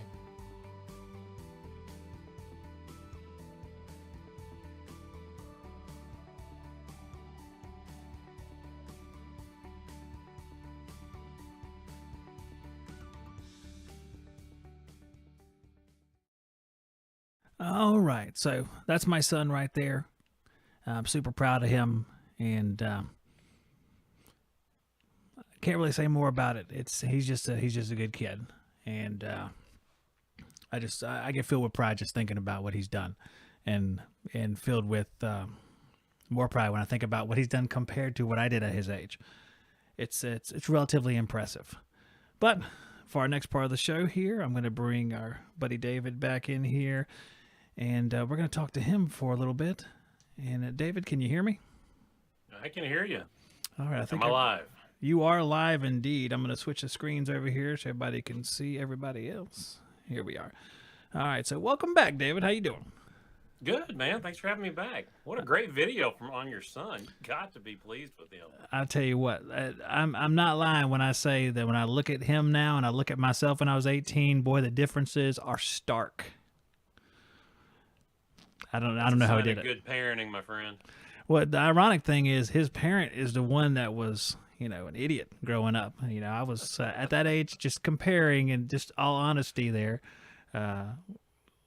cutting school, playing pool at the local pool hall. This is legit. Every day for a week one time, and go out partying on the weekend, and it would be a few more years before I shook all that stuff. Thank goodness. But he never has gotten down that path. It definitely seems like he's got his ducks in a row, literally, man. That's awesome. Ducks in a row. Yep. That's how fitting. Yeah. What a segue. Yeah. Again, unplanned. Everybody, that was good. Yeah. So, how are you in general now? What are you up to? Good. Been doing a lot of training recently. That's where I've been spending most of my time. We just had our conference the end of March out in Scottsdale, Arizona. It turned out really good. So a lot of I get spoiled because I get to hang around with the best HVAC contractors in the country. So, unfortunately, I get disconnected from all the horrible stuff that's out there because I spend time with the best guys in the country. So it was fun. It's been busy. So doing a lot of private trainings, some online stuff, but mostly private trainings, and actually off heading towards I'll be a couple hours from you next week. So, oh, where are you heading? Staying busy right outside of Durham. Being from Kentucky, that's enemy territory. Oh, wow. Durham. So what, enemy territory like Duke? Duke, yeah. Well, Duke's my enemy too, so that's fine. There's a whole lot of people. I think it's because it's private school. It's like, private school kid. Oh, the lacrosse guys. Yeah, we'll get them. That goes back to basketball for Kentucky. So. Oh, absolutely. I'd much rather have Kentucky win the NCAA tournament than Duke. If it can't, in state too, for that matter. I'm a Tar Heel. I like Tar Heels. So there you go. Oh, that's pretty good. Oh man. But besides that, just staying busy, taking on more than what I probably should, but enjoying doing every minute of it. Oh, good grief. Yeah, I guess that's the same for me. I just do too much, but it is. I love doing it. So it's kind of hard to stop doing it if you love doing it so much. It's a catch-22, I think. It's not work. That's it it. is work, but it isn't work. That's absolutely right. You know, and something, you know, when we talked about what we're going to talk about tonight, we mentioned a few different things, and static pressure always seems to rise to the top of the conversations, both when you're here and when you're not here. It comes up quite a bit. So we were going to talk a little bit about static pressure. I think my pad here is written down like the wall on the Beautiful Mind movie. So I'm trying to go through all the stuff here because I wrote the True Flow grid over the top of it, and this is where I'm at mentally. But there's a few different things we were going to talk about, and I think static pressure, what I was personally going to ask you to start with is something that I've noticed, me personally, just taking static pressure measurements, is I've seen that I believe that there's like turbulence issues in a duct that will cause them to go awry. Now, can you kind of either, perhaps I was placing them in the wrong spot, but as far as I can remember, there wasn't an ironclad spot to really place the probes as far as in ductwork, especially in our area where there's so limited with turns and flex and stuff like that. So could you kind of shine some light on that, if you don't mind? Yeah, it's very prone to error. That's why one of the general rules that we give is about 1 in 20 measurements that you take is just going to be goofy, and you're going to David, I'm gonna let you know that you are breaking up very severely right now. Yeah, you're breaking up pretty badly. Great. If you want to like double check any internet stuff, I can ramble for a couple minutes if you need me to. I can't hear.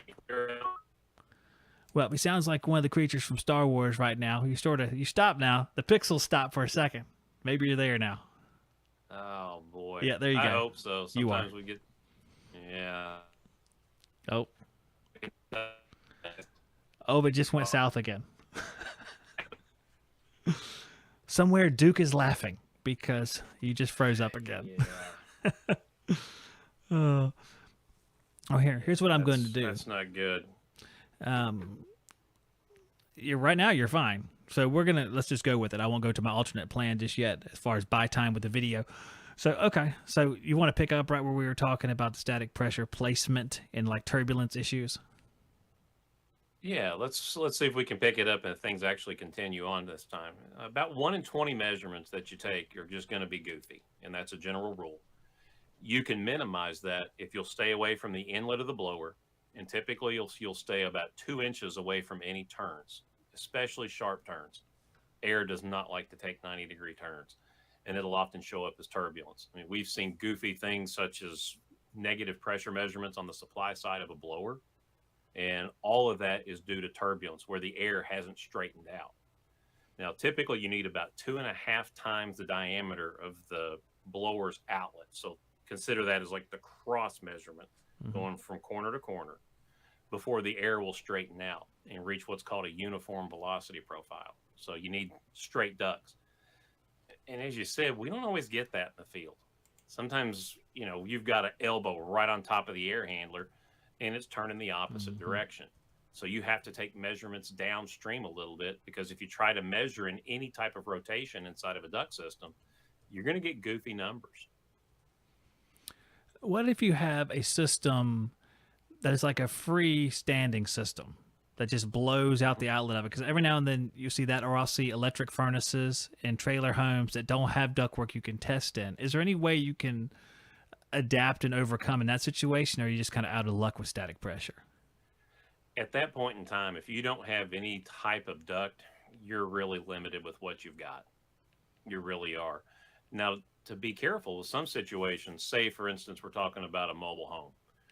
If there's a louvered door that's covering that air handler up, where the filter just sits on top and it's a downflow, then the louvered door is actually a return grill.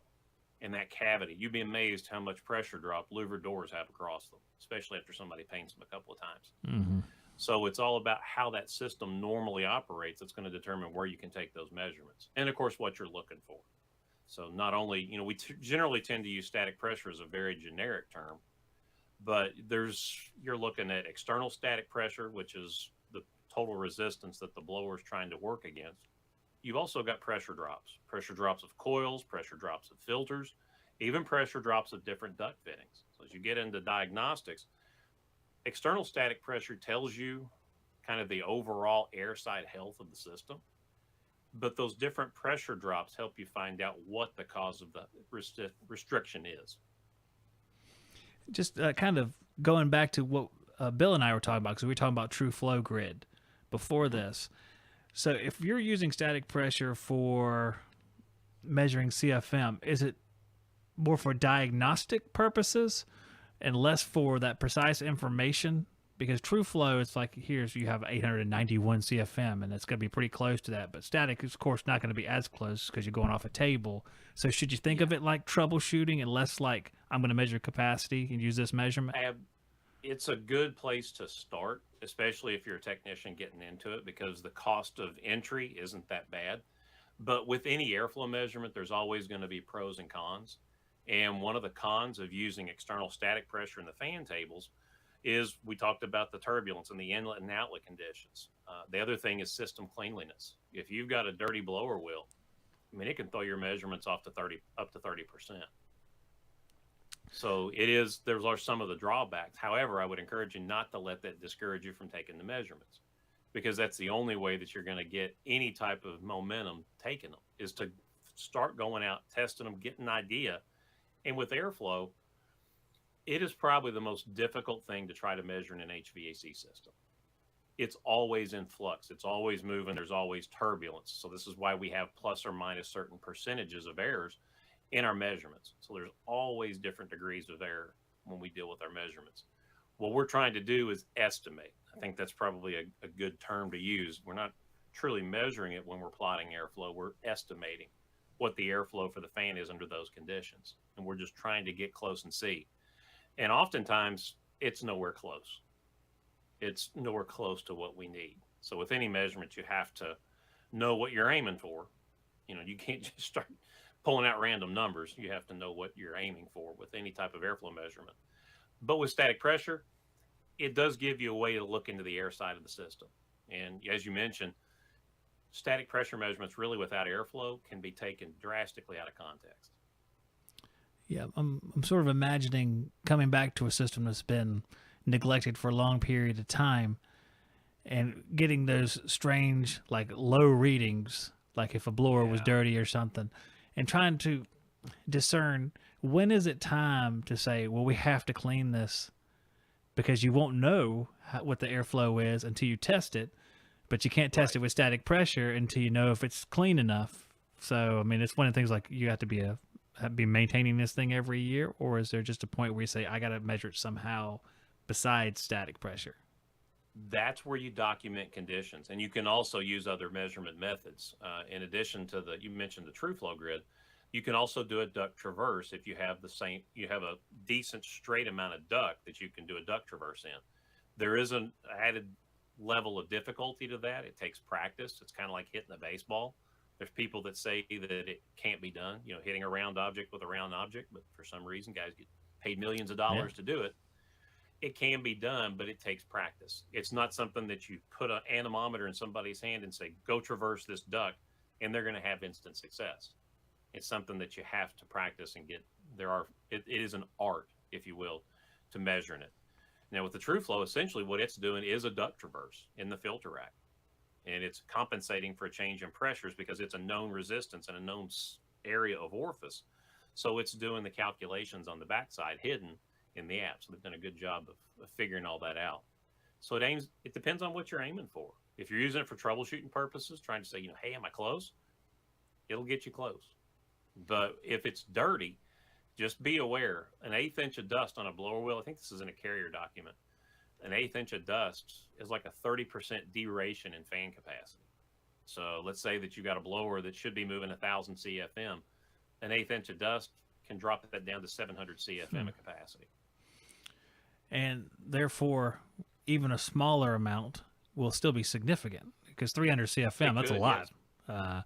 It is. So that will significantly and that's change. Just the airflow side of it. Yeah. As you if you've got dirt on a blower wheel, you've also got it on the coil, you've got it in other system components. Then you get into the heat transfer reduction. So, I mean, you start to see it on the sides of temperature. So that's one cool thing is measurements typically back themselves up. If you suspicion you've got low airflow, all you got to do is take a look at your temperature measurements, take a look at your refrigeration numbers, your superheat, your subcooling.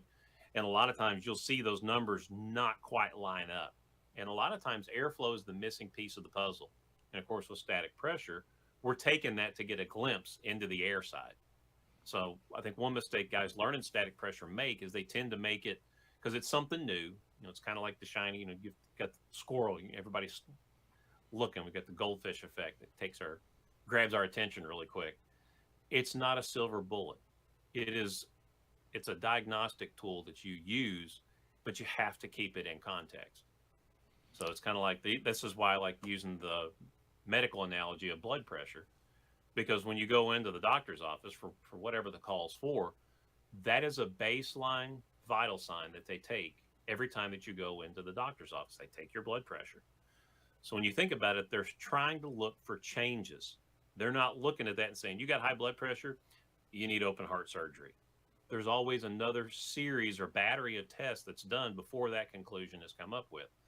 Just like blood pressure, static pressure fits into that same profile when you're doing HVAC system vital signs. It's combined with temperature, airflow. So airflow is basically like your weight, your refrigerant pressures. You're looking at your pulse, taking your electrical measurements. This is just another test that fills in a missing piece of information. Now that makes sense. It kind of clicks with me because you can take, if you have refrigerant pressures or superheat is the one I think I'd be looking at mainly, that and the suction pressure and the air conditioning cycle. You could see lower superheat and suction pressure. You could see lower amp draw on the blower potentially if it's not doing any work. And you could use those as a group of data to diagnose something instead of taking one single point like static pressure and going, oh, it's good on the chart. It's good. So you can take all those and say, well, these aren't good. So how can this be good? It's, okay, it might be dirty or too dirty to operate. That's exactly right, Zach. And that's where we start to take the measurement out of context. We try to make it more than what it really is because it's something new. It's something that people are talking about. And it hasn't been, I mean, when I got into the industry, we didn't talk about static pressure. That was something that engineers used. It was something that air balancers did. It wasn't something that HVAC guys did. So now, 20 years down the road, 25 years down the road, now it's something that we talk about in everyday conversation. So things have changed a lot from when I first got into this. I'm sure from when you first got into it. Yeah, things have changed a lot. And we can get groups of data really easily now onto the phone. So whereas we would have separate tools for everything back in the day, and these tools wouldn't be something you look at the phone at because we didn't have the phone either. It was flipped open or it was a dime down on the corner, like when I started. There was no phone at all. So you can collect all this data really easily. I can't imagine, because you would have to have temperature probes or a wet sock and temperature probes, and just it would be easy to not only get the wrong numbers, but get the numbers out of time with each other. Where the system progressed, it wasn't in steady state, but you measured it in different parts of the progression. I can see how that would be problematic and occurring all the time back in the day. That was one of the number one problems, was temperature ramping. And, you would find it when your temperature measurements coming out of the ducts were colder than what you were measuring at the supply plenum. So, how does that happen? Yeah. Only because of time. So the test instruments now, they're so much quicker. And unison too. I think that it's good to have all the data simultaneously. That's huge. And you can trend it, which is nice as well. There's a lot of cool stuff out now. It's really kind of a cool time to be taking data from a system, if that can be cool, I guess. We do have there's a comment here that was referring back to the static pressure probe placement, and said 2 inches from the turns. Were you saying 2 foot from the turns in the duct? 2 inches. 2 inches. Okay, so Try 2 to inches stay 2 before. inches away from any sharp turns, like corners of a duct or a turn, anything like that. You mean like the physical turning of a duct? Stay 2 inches back from that, or even on the outlet side of it? 2 inches? Just try to stay 2 inches away from any sharp turn, because air likes to hug the surfaces that it travels against. Mm-hmm. It uses something called the Coanda effect, and it actually kind of hugs it, and it'll work kind of moves in a corkscrew type of a pattern. And so you want to try to stay in that airstream. And if you're really towards a sharp turn, there'll be no air movement there a lot of times, even though static pressure is an outward pressure.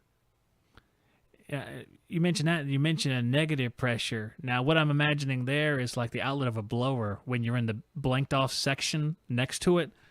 And this, I don't know if this is going to come across correctly, but you have a blower outlet. And then if you have a large box on the air handler or squared around, it may overlap the part that's beyond the outlet of the blower. So there's a dead area. I can see that being negative pressure right there. Yep. Like Well, being and pulled that's along. the key with the static pressure measurements. You've got to be in the airstream. Well, it would be really easy to put a probe right there by mistake. Puts us right there at the edge of the air handler. It's like, all right, let me just drill this hole right here. Wow, negative. We're really good. It's low. Now, let's talk about drilling holes for a second, because that's like the number one fear of most guys that start to do it. Yeah. Is drilling the holes. Number one, you don't ever tell a customer that you're drilling a hole in their equipment. They don't want you drilling holes in their stuff. You're installing a test port. I like that better. Yeah. And a lot of guys will say, well, why don't the manufacturers do it? Let's think about that for a second. If the manufacturers did do it, they probably couldn't compensate for every different installation variable that you've got. Absolutely. So this is a custom test port installation that you guys are doing every single job. Don't just grab a 3/8 drill bit and start drilling holes and stuff, because if you do, you're probably going to end up wrapping cap tubes around a drill bit. Know what's behind what you're drilling. Use some type of a stop so that the drill bit only penetrates the metal about 1/8 of an inch, and then just use a control screwdriver, like something like, I got a little Klein screwdriver here. Just clear the insulation out so that you can actually make sure there's nothing behind it that you'll drill into, and then get the probe inserted. Should you take multiple readings in multiple locations? I think we talked about this before, but like I told Bill, there's going to be different people coming through here periodically, so it might behoove us to repeat some things. But what is your procedure, or what is taught? We teach 4 readings, and depending on the installation, the configuration that you've got is going to depend on where those 4 measurements are taken. But typically, if you'll follow the rules about staying away from the inlet of the blower and staying away from any sharp turns, you'll typically be okay. What you don't want to start doing is overthinking it. That's where you start going south. If you start overthinking this, you cross the line over into science project land. And that's someplace that you don't want to go when you're on a service call. So don't overthink it. I know a lot of guys, they can turn static pressure testing into a 1-hour job just in itself. Yeah. So it's something that you want to practice and get comfortable with it. And this is one of the things we start to overthink, and then we start to come up and disasterize all these things and make issues out of something that really should be a simple test. So what you want to do is keep it simple. 4 test locations. Let's just use a gas furnace, for example, that has the filter at the equipment. So your 4 measurements would be before the filter, after the filter, before the coil, and after the coil. From those 4 locations, you could actually determine external static pressure. That would give you kind of an indicator of the overall airside health of the system. You could also use those other locations to determine filter pressure drop, coil pressure drop, and your duct pressures. Those will tell you where your highest areas of restriction are, whether it's the supply duct system, the return duct system, coil, or the filter. And you can typically do that once you're comfortable and you've got, down to how to install the test ports. You can do it under 5 minutes. And the guys that can cruise through it in a couple of minutes, because they do it so much. The first time you do it, it's probably take you half hour. Oh, yeah, I think you froze up again there, David. Perhaps. Nope, you didn't. You're back. Which part did I lose you guys on? No, I think you got it all out. It froze up right there at the end in between conversation points there. So if you're drilling the 4 holes, only 2 of those then are used for airflow measurement. The other 2 are diagnostic? Yes. Okay. Of course, they're all diagnostic, I guess. Equipment. Sure. But the way to think, and external static pressure is one of the most confusing measurements, because you have to consider how the manufacturer has rated it. So like with a gas furnace, the only thing that the manufacturers rate from the factory with that piece of equipment is the blower inside, and we'll just say a condensing furnace, which is going to have a secondary heat exchanger and a heat exchanger. Those are internal components. Anything else is external. So you have to account for that with the measurements. So that's why with a gas furnace, anytime that we measure external static pressure, we're measuring after the filter where the air enters the equipment and then before the coil where the air exits the equipment. So we're trying to consider the total resistance that blower has to work against. And you had mentioned before as well, some of the equipment's rated with a filter and some of it's not. You have to know the difference. Yeah, that's where it gets goofy. And that's on air handlers and package units. Gas furnaces are pretty straightforward. Air handlers and package units, man, they can get really confusing. This is one of the reasons why you want to look in the manufacturer's technical literature, their specifications, for the footnotes in their fan tables. They'll tell you how the equipment was rated, whether it was rated with a filter, rated the coil wet, the coil dry. These can all make a difference. And when you're dealing with package units and air handlers, the biggest variable is going to be the coil, because that coil is, for single piece air handlers, it's an internal pressure drop. And as that coil starts to load up with dirt, number one, you need to find out why. But number two, it's going to change your external static pressure measurements, because where it's an internal pressure drop, it's hidden from that measurement.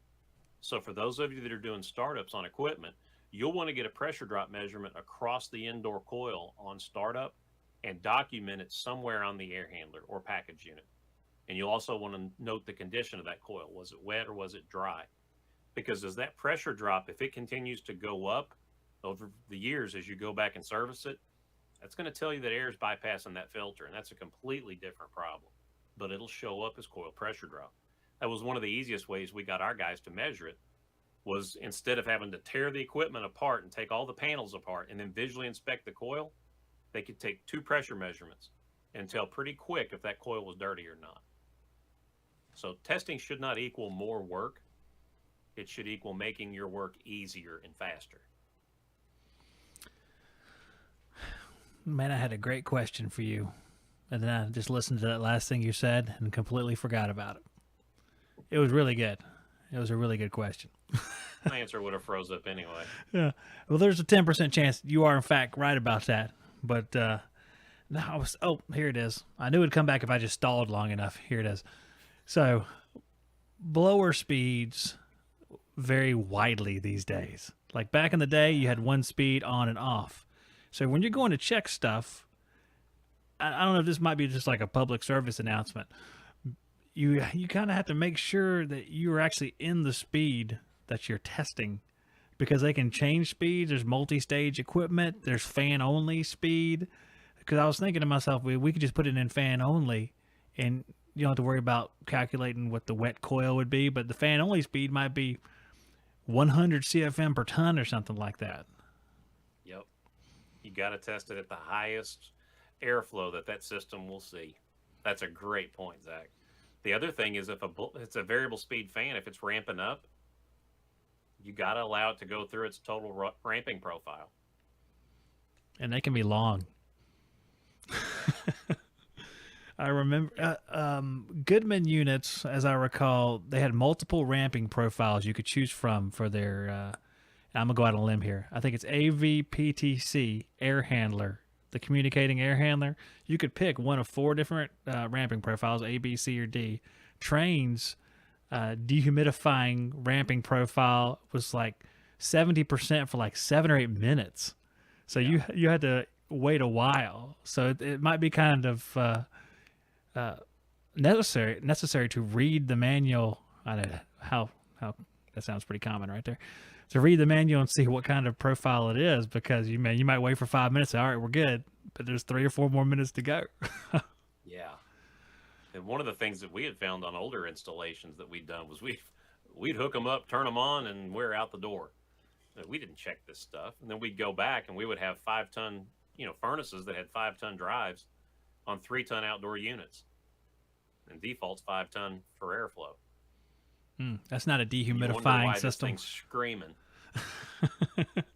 Oh yeah, air's coming from every part of it. You still see stuff like that. That's what I always thought whenever they put together these systems. When it was going from 10 to 12 SEER, that's the time frame I'm thinking about. 10 to 12 and 12 to 13, they would oversize coils and air handlers and put them with condensers, and you would change the whole profile of how it dehumidified. And Mhm. then you would have air handlers that were set up to have CFM for, let's say, 2.5 tons, and you had a 2-ton outdoor unit. So if you weren't checking behind them, you'd be whistling Dixie through the grills because its standard CFM would have been 400 CFM per ton or 1,000 on this 800 CFM duct system you designed because it was 2-ton outdoor unit. It's a problem we ran into a couple times of our own doing. Yep. And that would show up as high external static pressure. And somebody would start checking in, I got a problem. When the only issue is you just need to change the blower speed. Right. So that's why I say static pressure without airflow is easy to take out of context. And I'll go ahead and say the piston was wrong too. So go ahead and check that too.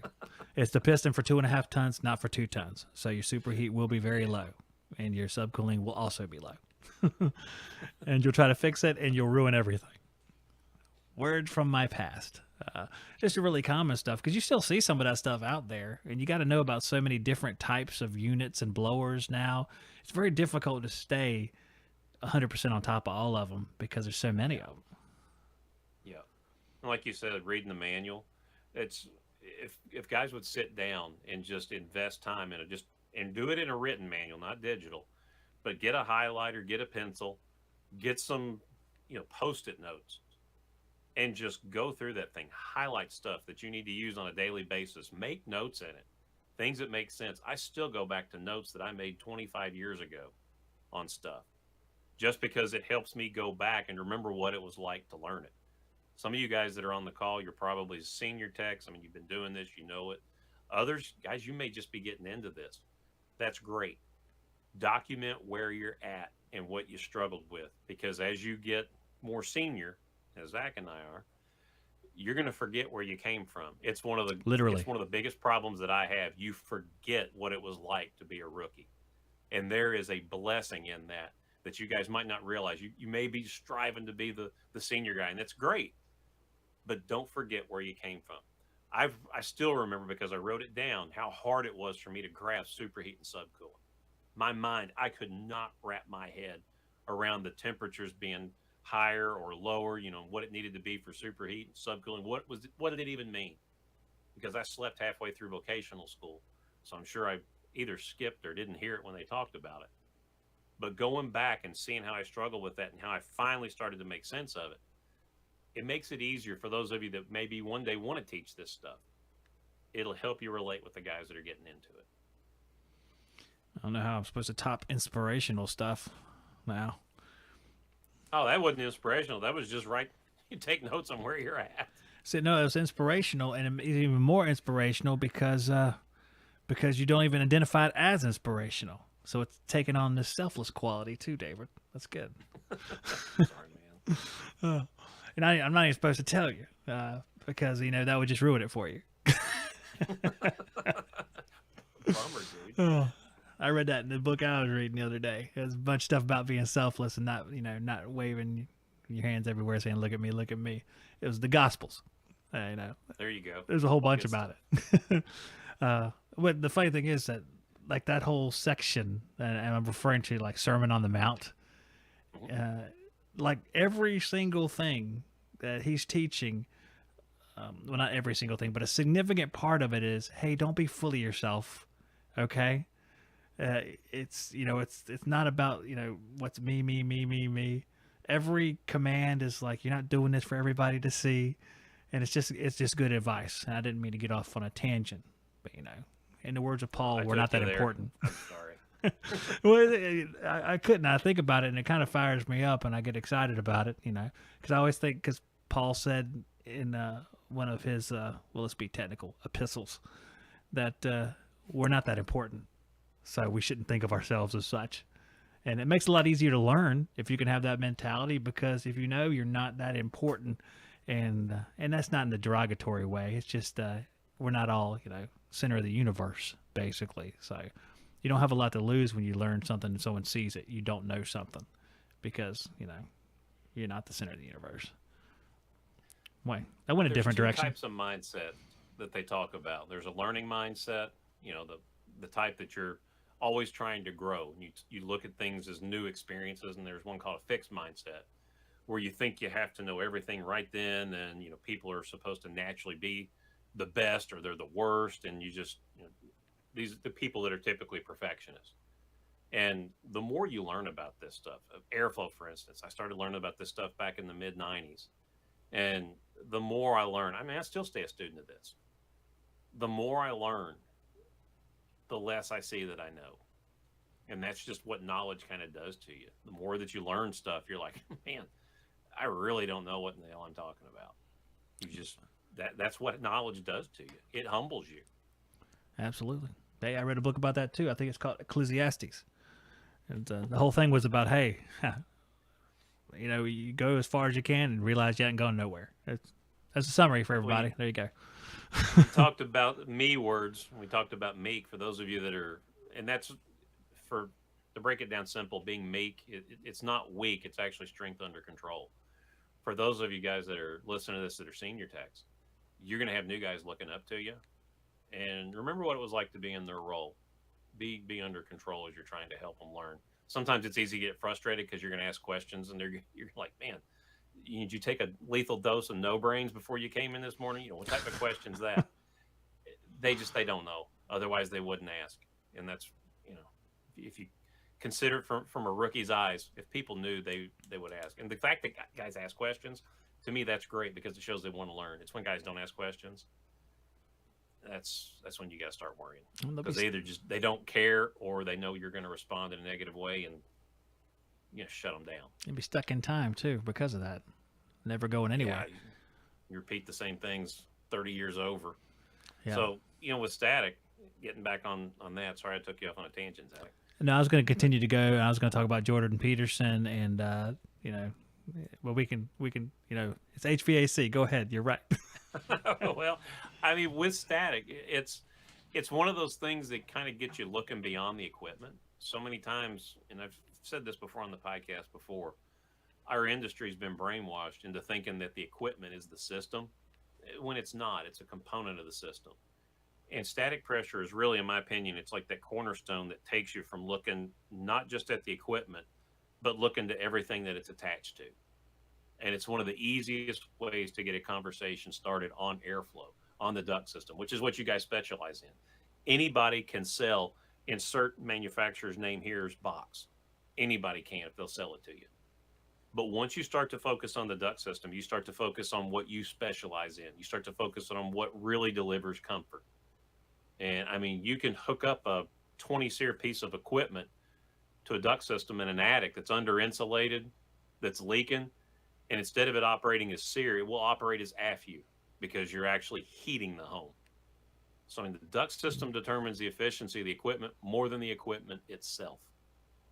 So the equipment's not the system. You guys build the system. It's what you do every single day. And it's what separates. I know I caught the tail end of Bill's answering a question about a referred contractor network. And that's an awesome idea. But that's the whole mindset behind that, is putting guys together who really focus on HVAC as a craft.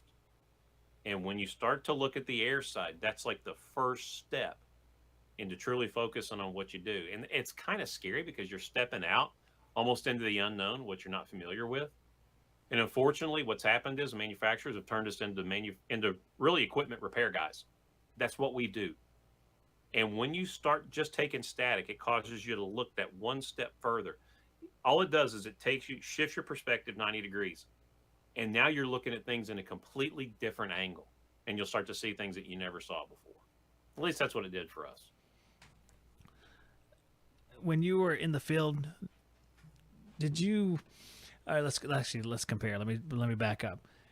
Going back in time until now, how significant has the actual branding of equipment become to you? Has it lessened over the years? Because that's what I hear when you say stuff like that. It's like everything in the periphery is causing these big issues. So how actually important is the box itself? Because our podcast kind of revolve around what happens outside the box. So the box itself, does it become insignificant? I know it has some significance, No. but in comparison... It has some significance. It has some significance. And everybody out there, they have their... you've got what you prefer. There are manufacturers whose names I shall not speak, who I just would rather just go and spit on the ground as far as work on their equipment, just because of past experience and trying to decipher their wiring diagrams. And it's probably not who you guys think it is. There's other manufacturers. They are contractor friendly in how they design everything. That's the stuff I like. Oh man, now we all want to guess. I know I want to guess. Wiring diagram, residential. I'll start guessing. Yeah. No, I'm the same way. There's some that just bother me, but I think the gist of it is that perhaps the actual machine isn't as significant in the grand scheme of the equation as we think it is when we're diagnosing. Because there's all this other stuff beyond it that can play a big part in a poorly working system. That's where taking the measurements starts to put things into perspective, because before you take any static pressure measurements, you try to make all your repairs at the equipment. And once you start measuring static pressure and you start to look at the airflow side of things, you realize that many of the repairs that need to be made are beyond the equipment. You can only do so many manipulations at the box before you've run out of gas. And at that point, you have to look at what it's hooked up to. So to me, it actually shrinks the importance of the equipment down to what it should be, which is a component of what a HVAC contractor builds.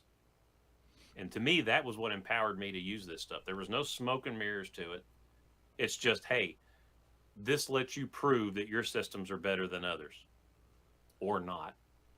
That's the hard part, is when you test something that you think you've been doing that works right. Measurements take everything that we do and it makes it transparent. That can be frightening. Yeah. Because then you have to address some things that, because let's face it, a lot of the stuff that we deal with, it's invisible. Electrical, it's invisible. You screw up and you touch it, the results are pretty instant. You know you touched a live electrical line. You screw up and, a duct, the results are there, but you can't measure them. Your customer, unfortunately, is the one that's going to be the quality control on that. They're going to say this room is hot, this room is cold, and uncomfortable conditions, dust, high utility bills, equipment that continually breaks down. These are the things, the side effects of the duct system that we can start to quantify as we start to measure static pressure. So as I said earlier, a lot of times we get so tied up on the accuracy of the measurement that we forget to keep it in the big picture context and what we're really looking for. So this is where, I say context a lot because it is so important. We tend to blow things, way out of proportion if we don't keep things in their proper spot. How common do you think it is for technicians to come in and just adjust a machine as much as they possibly can just to compensate for system issues beyond the machine? If they don't know to look at this beyond the system, beyond the equipment to the system, it's very common, because that's what we're familiar with. When I went to trade school, that's what we were trained to do. You fix the box. Because the duct can't be changed. That's one of the reasons. Yeah. And sometimes it can't. But I know there's a lot of guys, they think, all the solutions are in the equipment.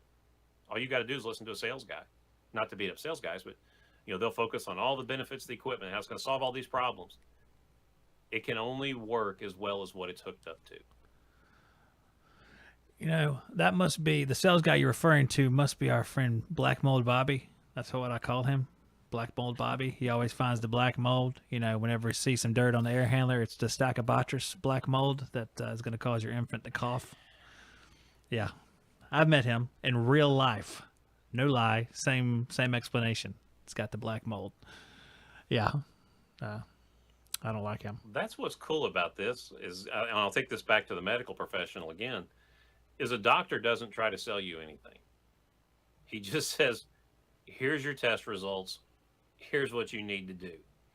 You choose whether you want to do it or not. No smoke and mirrors. It's just, here's the facts. And, I get I want to puke in my mouth every time I hear somebody say, I'll offer a second opinion. Quit offering your second opinions. No one cares. Go out and take measurements. Everybody has opinions. Go out and take measurements. Provide data to that customer. Give them an experience that no one else ever has. and you'll be amazed at how many other people just you completely discredit by taking measurements, because you're not giving opinions. You're giving something completely different that a customer's never had before. And that's knowledge. It should be ironclad. It should be fact to a certain degree. Well, what you do is you weed out people. Because there's always going to be tire kickers. Yeah. She's doing all she can. Well, what we found was that typically about 30% of our customers that we dealt with were price shoppers. The other 70%, once we figured out how to communicate with them, we just really sucked at communicating. We talked in terms that nobody understood. And once we broke things down on a level that was really easy to understand, it was crazy how much things changed. Because now we're talking the same language. You mentioned talking about enthalpy earlier. I mean, any technician, any of you listen to this call, if you mention the word enthalpy to a customer, they should punch you in the throat. No one in our industry should mention enthalpy outside of, this group here, this circle, and understand what it means. By the way, it's a fancy word for heat. But that's it. Don't overwhelm your customers with stuff. And I have it happen to me. It's interesting when you put yourself in the role of a customer. I'll never forget the first time I went out to buy my first real computer. I told the kid at I think it was Best Buy. I told him what I wanted. I want it to be small. I want it to be fast. I gave all the stuff, and he starts puking all this RAM, and I understand what you're saying. Here's what I want it to do.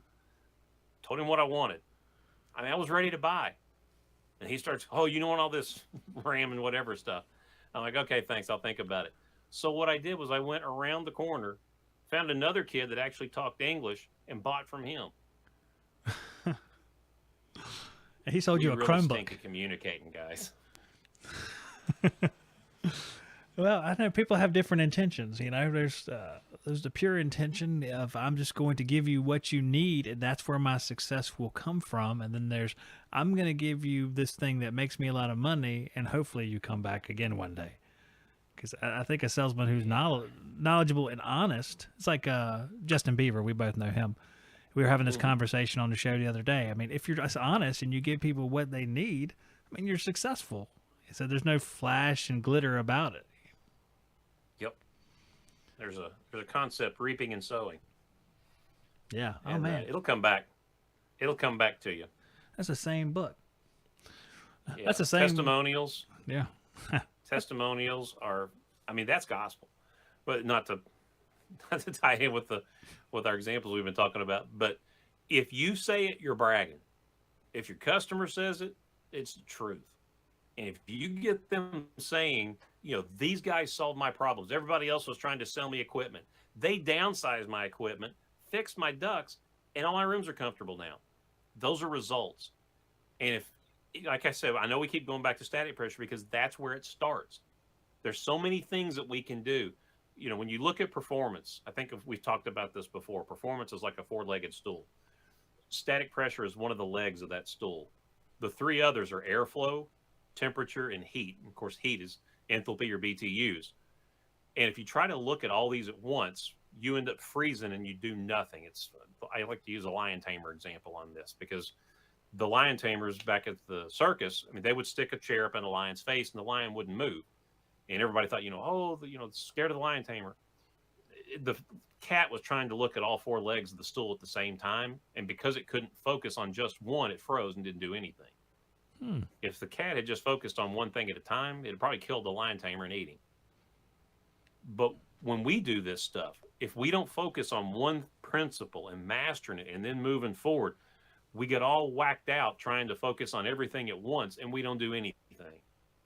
Instead, we'll listen to podcasts and we'll read and then we'll feel real good about ourselves, but we're not doing crap with it. Take one thing and just start doing it and start learning. You learn by doing. Start with static if you guys are doing this. If you have started doing static and you're moving towards airflow, start adding BTUs to that. It's a natural progression. Airflow and temperatures, BTUs.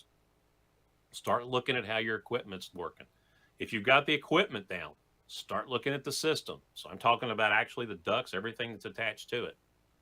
4 temperature readings can tell you a lot about how a duct system's performing. Mm-hmm. If you take the temperature entering and exiting the equipment, the temperature, the farthest supply, farthest return, you'll see a lot about that duct system, especially if it's in worst case conditions.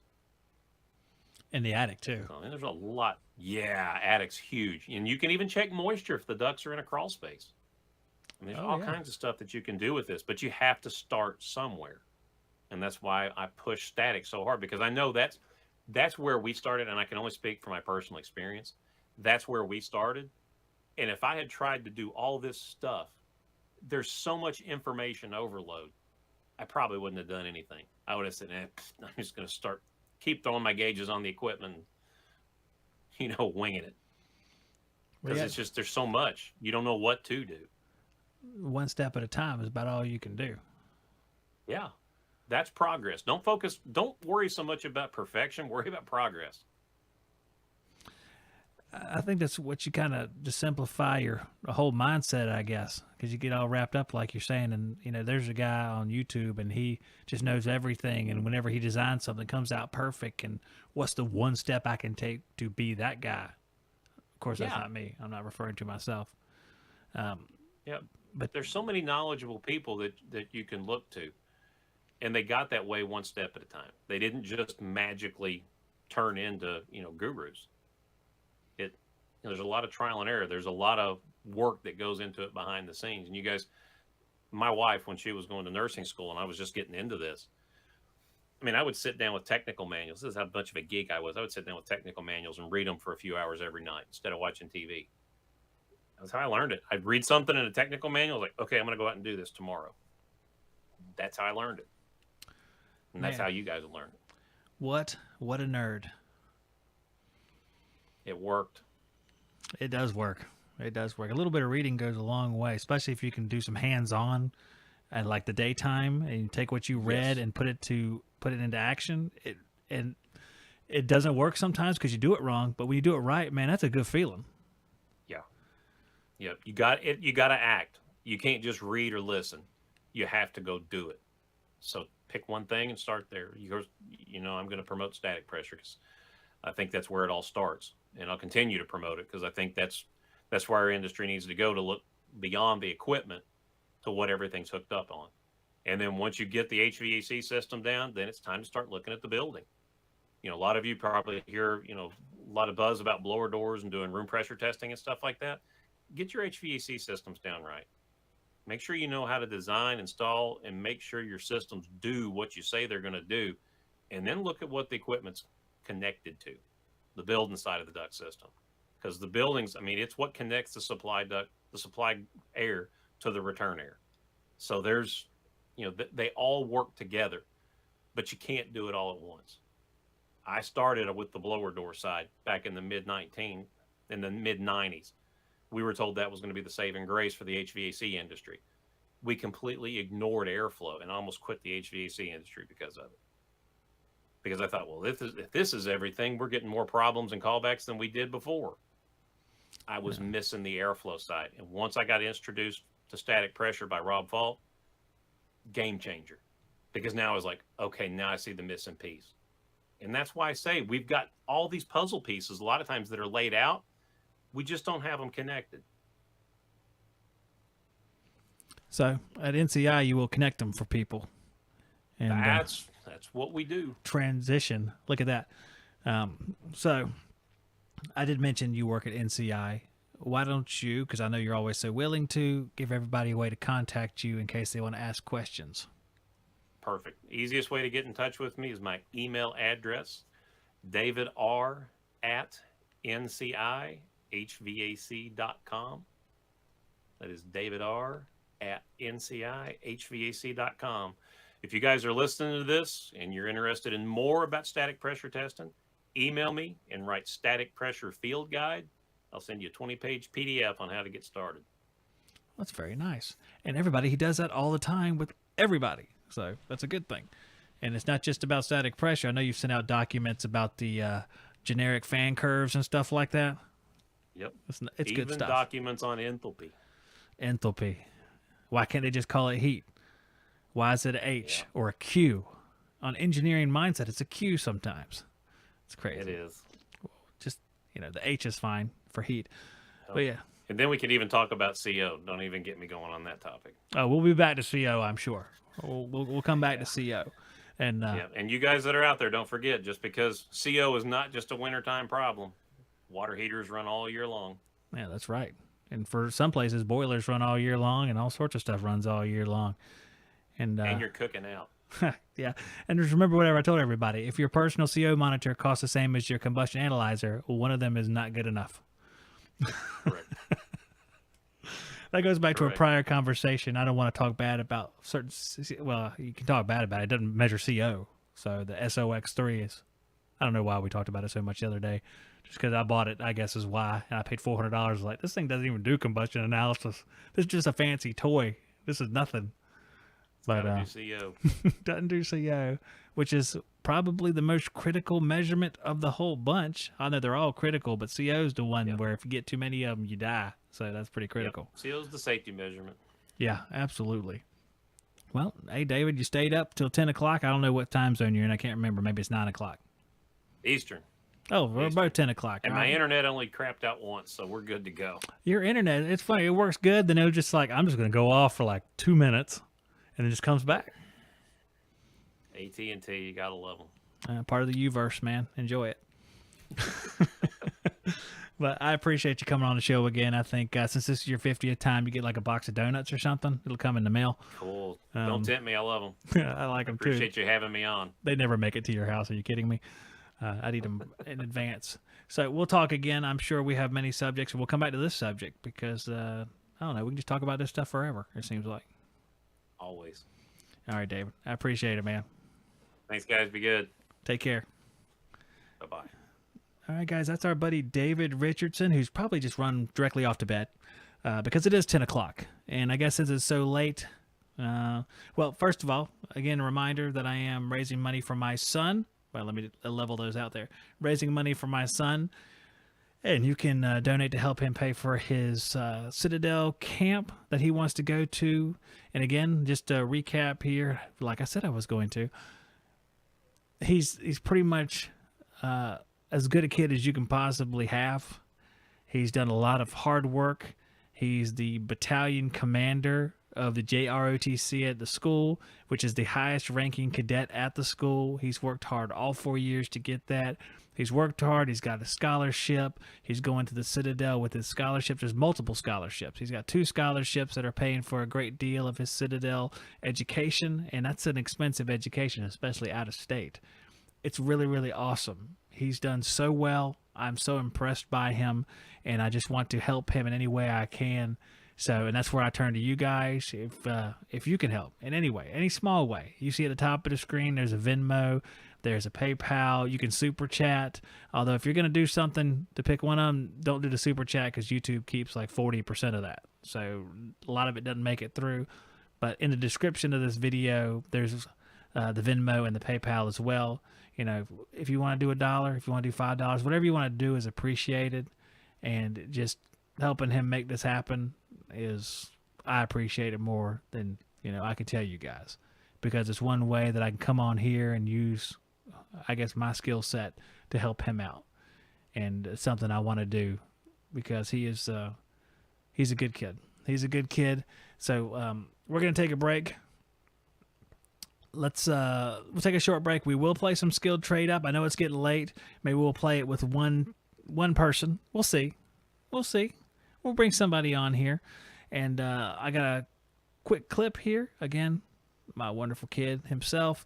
He's going to be on this clip. And then when we get back, we will play some skilled trade up. I'll explain the show. And I'll just talk to you guys in just a second.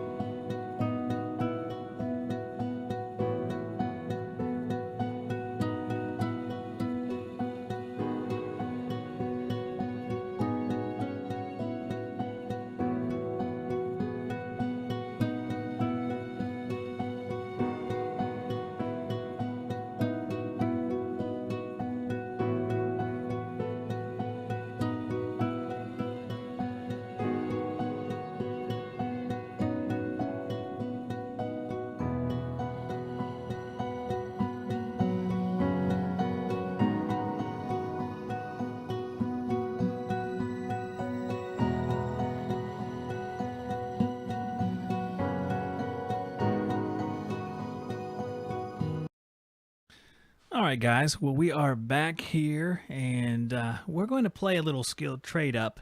And skill trade up, for those of you who don't know, and I'm going to have to send out a link here for those of you who don't know, you come onto the show.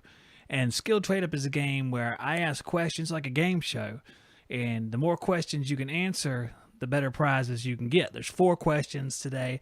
It's one person on the show at a time. We've done groups before. But what I have to do is I have to actually copy and paste here and send it over to my other computer so I can send it out to you guys.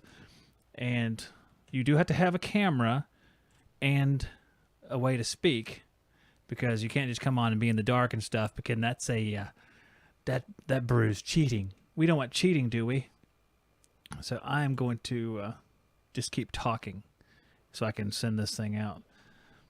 So what I do is I put a link in the chat. And once you get the link in the chat, if you click on it, you'll be ushered onto the show, and then you can play.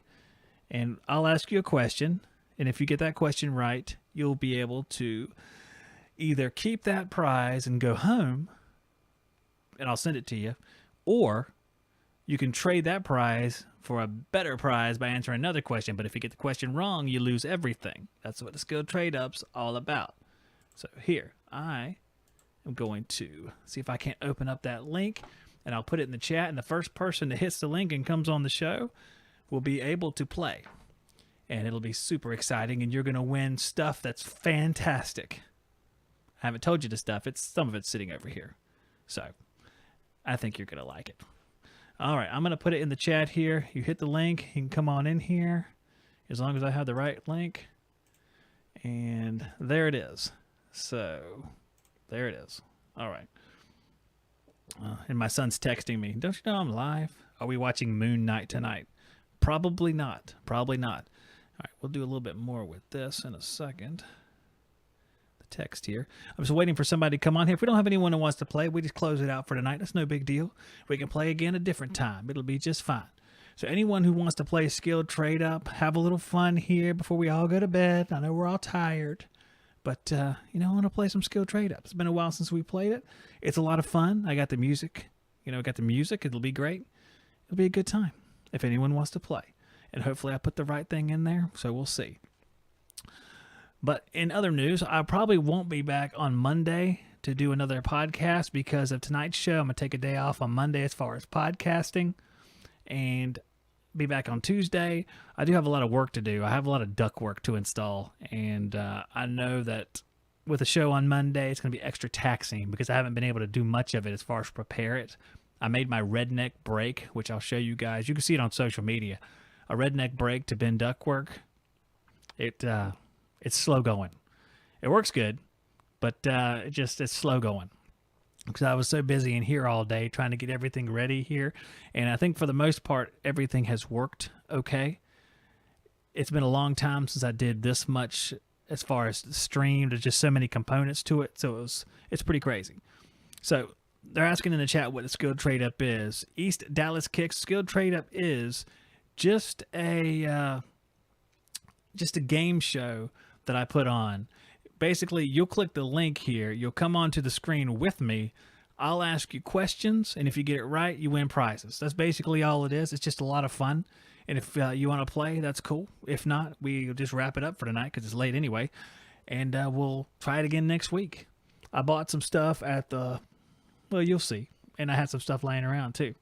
So it's a lot of fun. It is a lot of fun, and it's can be a little bit tense there. But tonight's episode would not be tense because I didn't do any outrageously hard questions, and there's no insanely large prizes. Like, you're not going to win a Buick like we used to give away, a Buick LeSabre, because we're 72-year-old people, I guess. A Lincoln Town car, yeah. So like I said, I won't be back on Monday. I'll be back on Tuesday, and try to get some more of these guests in, too. We've been having a lot of fun taking calls. But maybe we can get a few guests on, too, to come on and talk. Sometimes the guests are pretty busy during the week, so we had to do it on the weekend. But, yeah. East Dallas Kick says, oh, yeah, never mind. I'll make y'all cringe and sad if it's knowledge-based. I don't want to be a Buick. Maybe a Ford Fusion. All right, that's fine.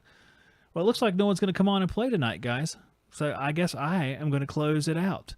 I just want to thank anybody, and I'll put it up on the screen one more time, that... If you want to donate to help my son with his camp, I really appreciate it. I think it's awesome. I hope you got something out of tonight. I wanted to put it together so that you guys would say, hey, man, that's awesome guest and stuff. Look at all this knowledge. Sure, I'll donate $1 to your son. That was the idea.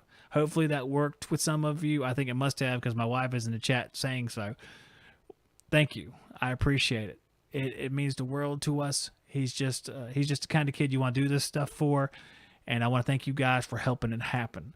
I also want to thank you for watching these shows. I know we're not typically on Saturday night. We're not going to typically be on Saturday night. We're usually Monday through Thursday during the week.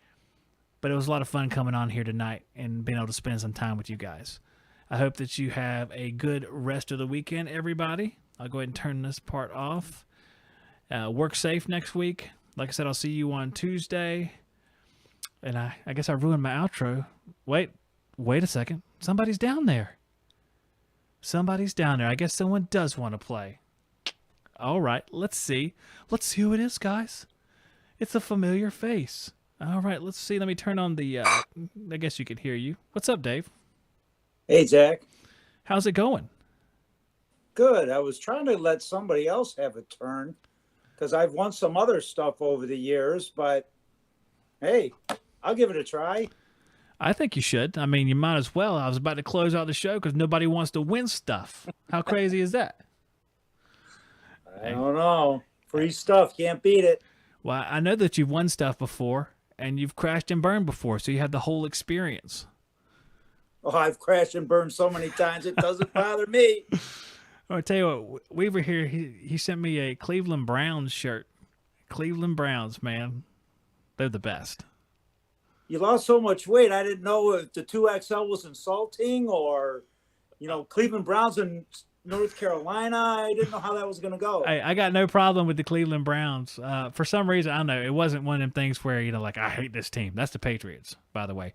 But the Cleveland Browns, we always liked them. I thought the Dog Pound was just a cool place because teams would go there and they would everyone would have the masks on and be like, ruff, ruff, ruff. It was just great. I thought it was just like a neat place. Yeah, it is. And then the parking lot parties and all that. I can only imagine. I can only imagine what the parties at the Dog Pound were like. Probably police involved. And the bleachers were the cheap seats there, too. That's where all the rowdies came in. No kidding. I've never been to an NFL game at all before because I don't leave this office. But if I would have had to go somewhere, I would think the place to go would be one of those iconic stadiums. Like, you go to the Dog Pound, you go to like Mile High Stadium. That would be one of them, so you can see like the Fog Bowl. Do you remember that game that they played up there in the fog? Oh, yeah, back in the 80s or 90s or it was. something. I think it was like early 1990s, and like you literally couldn't see. But I mean, that's what football is. That's magic right there. They still played a game. They couldn't even see each other. Yeah. Non sequitur, I guess. So you want to win some stuff, Dave? Oh, sure do.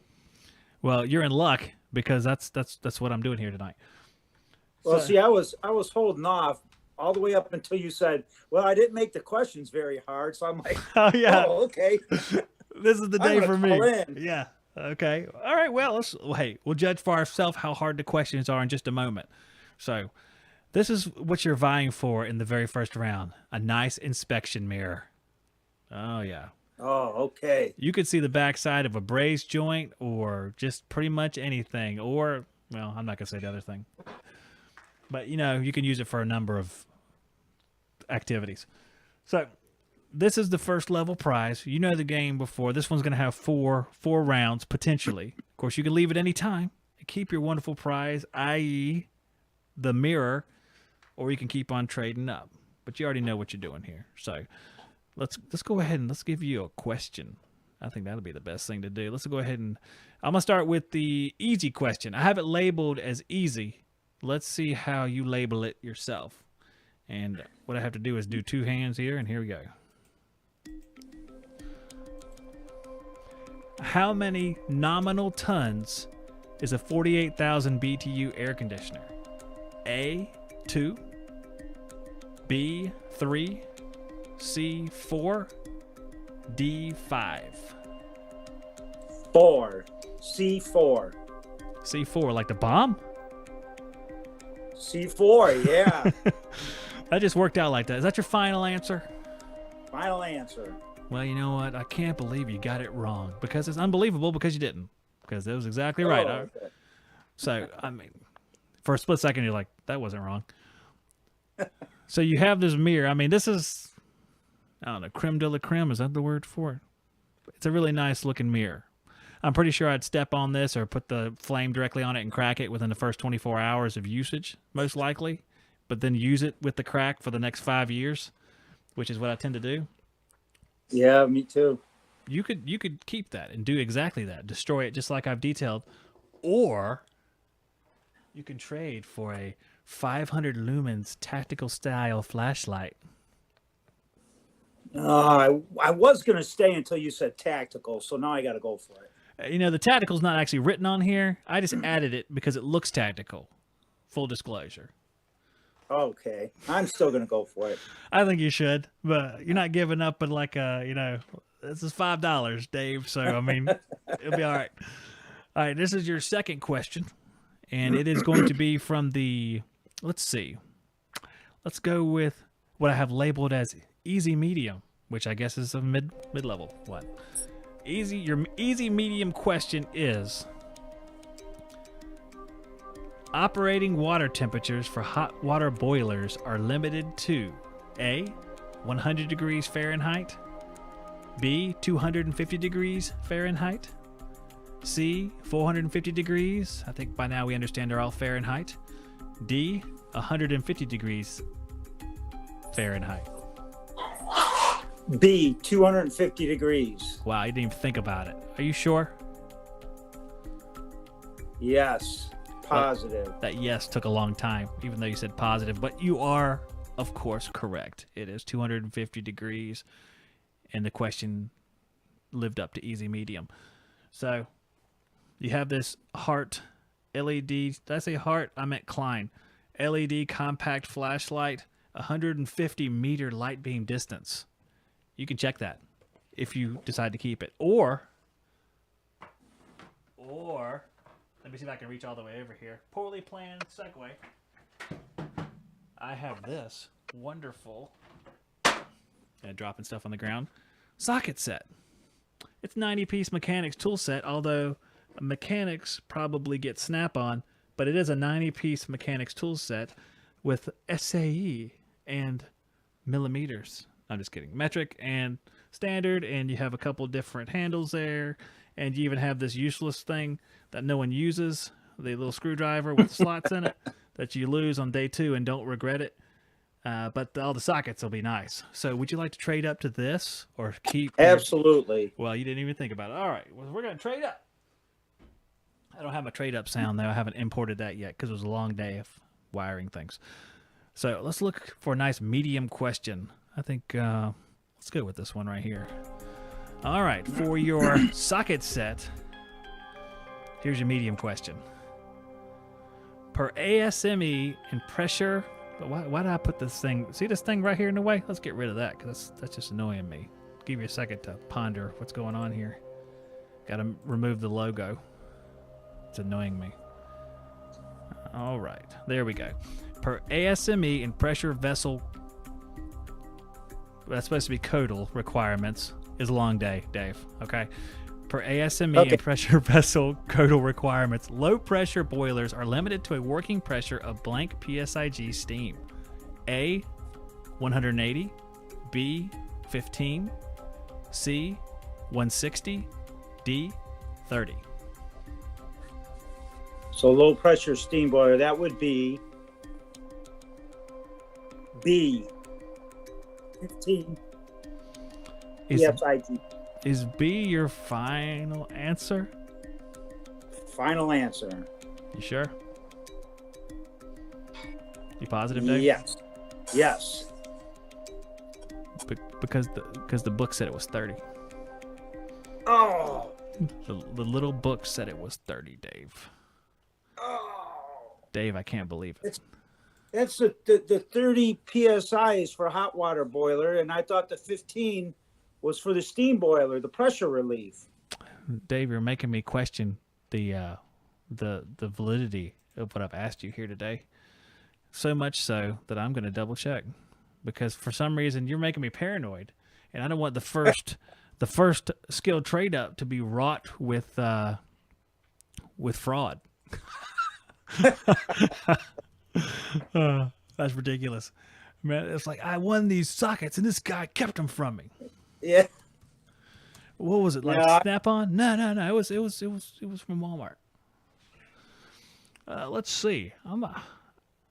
Plus, somebody had asked about this website anyway. HVAC certification practice test.com. Is that right? Nope, that's not right. Boy, this is going to take forever, Dave. Here's what's going to happen. If I do actually find out that you were right, I'm going to send it to you. But I think it's because I forgot to write down the right answer. How stupid am I? You know what I'm saying? I'm going to go back to It's a Long Day again. Yeah, no problem. All right, Dave, you drive a hard bargain. I'm just going to send you a prize, okay? Oh, you don't have to do that. 2 I prizes. want to find out too. 2 prizes? putting Good, great. I've been putting on the wrong pressure relief then. We're going to figure this out tonight. I mean, this part, I make these into a podcast, but I can for sure cut this part out where I wander around the internet for a minute. What are they saying in the chat? Oh, they're not saying anything because they're all from Florida. They're like, boiler, huh? I know this. This should pop up right here because I clicked on it earlier. I mean, good grief. This is the dead space. Oh, man. When you go into Google and you see the purple letters where you just hit something earlier in the day and clicked on it, I don't see any of that. But I don't think this is fair. We're going to try something else. It's just easier to send you a prize than have to investigate this. Nope, that ain't it either. 18 people are watching this right now. I feel sorry for you guys. Oh, wait, I think I did find the right spot. Wait a second. Hold on. Hold the phone. I might be able to find it. Hold the phone. Stop the presses. HVAC Basics. No, I don't want no free demo. Get out of here. Let's see. Boiler Basics quiz. All right, here we go. 10 to 15. What did he say? Say 15? That's why I'm investigating. I got this weird feeling like I'm wrong and he's right. As you noticed in the past, I never would stop a show because I thought I was wrong. Oh, come on now. Where's it at? Where's it at? We're going to be there in just a second.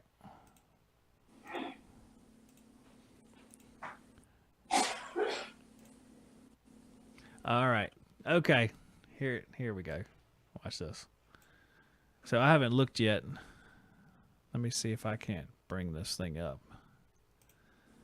Let's see if I can capture the right screen first. Anything can happen. Oh, I did. Okay. So, Dave, you won't be able to see this, but the people that are watching can see this. This is actually the screen that I'm looking at. This is HVAC certification practice test.com. This is question number 10 on the boiler basics quiz. It says per blah blah blah what I just read. Low pressure boils are limited to maximum working pressure of blank PSIG for steam, and it is 15. You were right. No kidding. You were right. So I had a bad feeling about that. I did. All right, so you were right, man. So I was wrong, or at least I forgot the right answer, I guess is more accurate. So you won the thing. Right. So I mean, this is still going. Well, right. I get the final question, right? Yep, you can have the final question, and you could win this Real Torque 1/4 inch superheat kit with Torque CRT from Yellow Jacket, which is an actual HVAC tool that wasn't purchased at Walmart, and you're looking at it like, what the crap actually is that? Yeah, I can't see. I got my wrong glasses on. Well, I can describe it to you. It's a valve core remover with the superheat switch, thermometer, and the threader, and the broken Schrader removal tool, and of course just a regular valve core remover. So you could trade up for this. I highly suggest it. Okay. Absolutely. All right. So let's get our final question now that the fraud has dissipated like a bad smoke in the room. And let's see. Jessica Googled it, and 10 to 15. I like that Dan in the chat's like, seriously, I'm from Florida. Yeah, like there's a lot of Floridians in the chat. It's just, I don't know why it is. It just happens. All right, so this is going to be a hard question. Now, as you know, the hard questions, they range from, you know what? Because of the fraud, I'm going to go with the medium hard. Here we go. Oh, here's your medium now I hard got a question. chance. Yeah, there's life in the medium hard question. So here we go. Play the music. Nope, wrong screen. And there we go. So your question is, blank is the actual mass of water vapor in 1 cubic foot of air. A, relative humidity. B, total humidity. C, specific humidity. D, absolute humidity. The actual mass of water vapor in 1 cubic foot of air. I want you to win this prize, Dave. Don't mess this up. Oh, yeah, no, I'm stuck on 2. I know it's not relative. I doubt if it's total. It's got to be specific or absolute. So why don't you think it's total? Why do you think it's specific or absolute?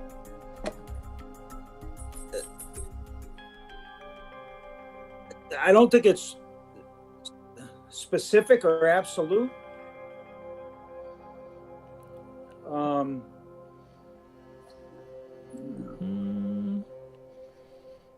What are you thinking? Which one? So your relative humidity, that's not it. You're saying that's not it at all. Yeah, I know relative, and I don't think it's B, total. I'm just specific, or I'm trying to remember. Specific or absolute? Okay. I'm going to go with C. Wow, man, you stopped yourself. Wait. No, I think I'm going to go with absolute. Hey, what are you Googling stuff over there, Dave? You Googling stuff? No. There's a person right off the screen holding up a tablet, and you're winking at him. No, I do have another tablet, though.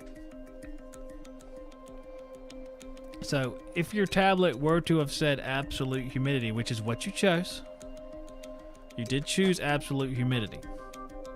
Yeah, let's go with absolute. All right, so the actual mass of water vapor in a cubic foot of air is actually absolute. So you won the yellow jacket. Dave, you're on fire. Imagine if this...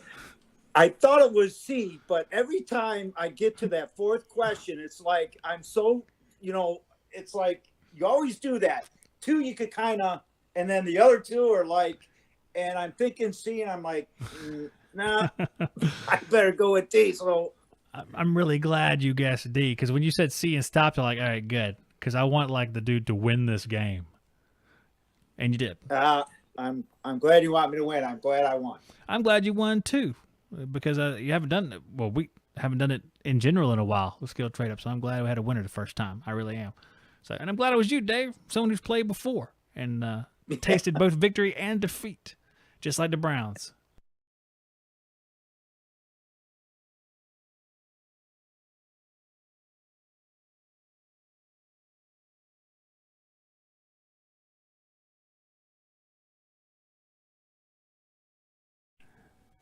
It was because my my audio interface shut off in the middle of the show.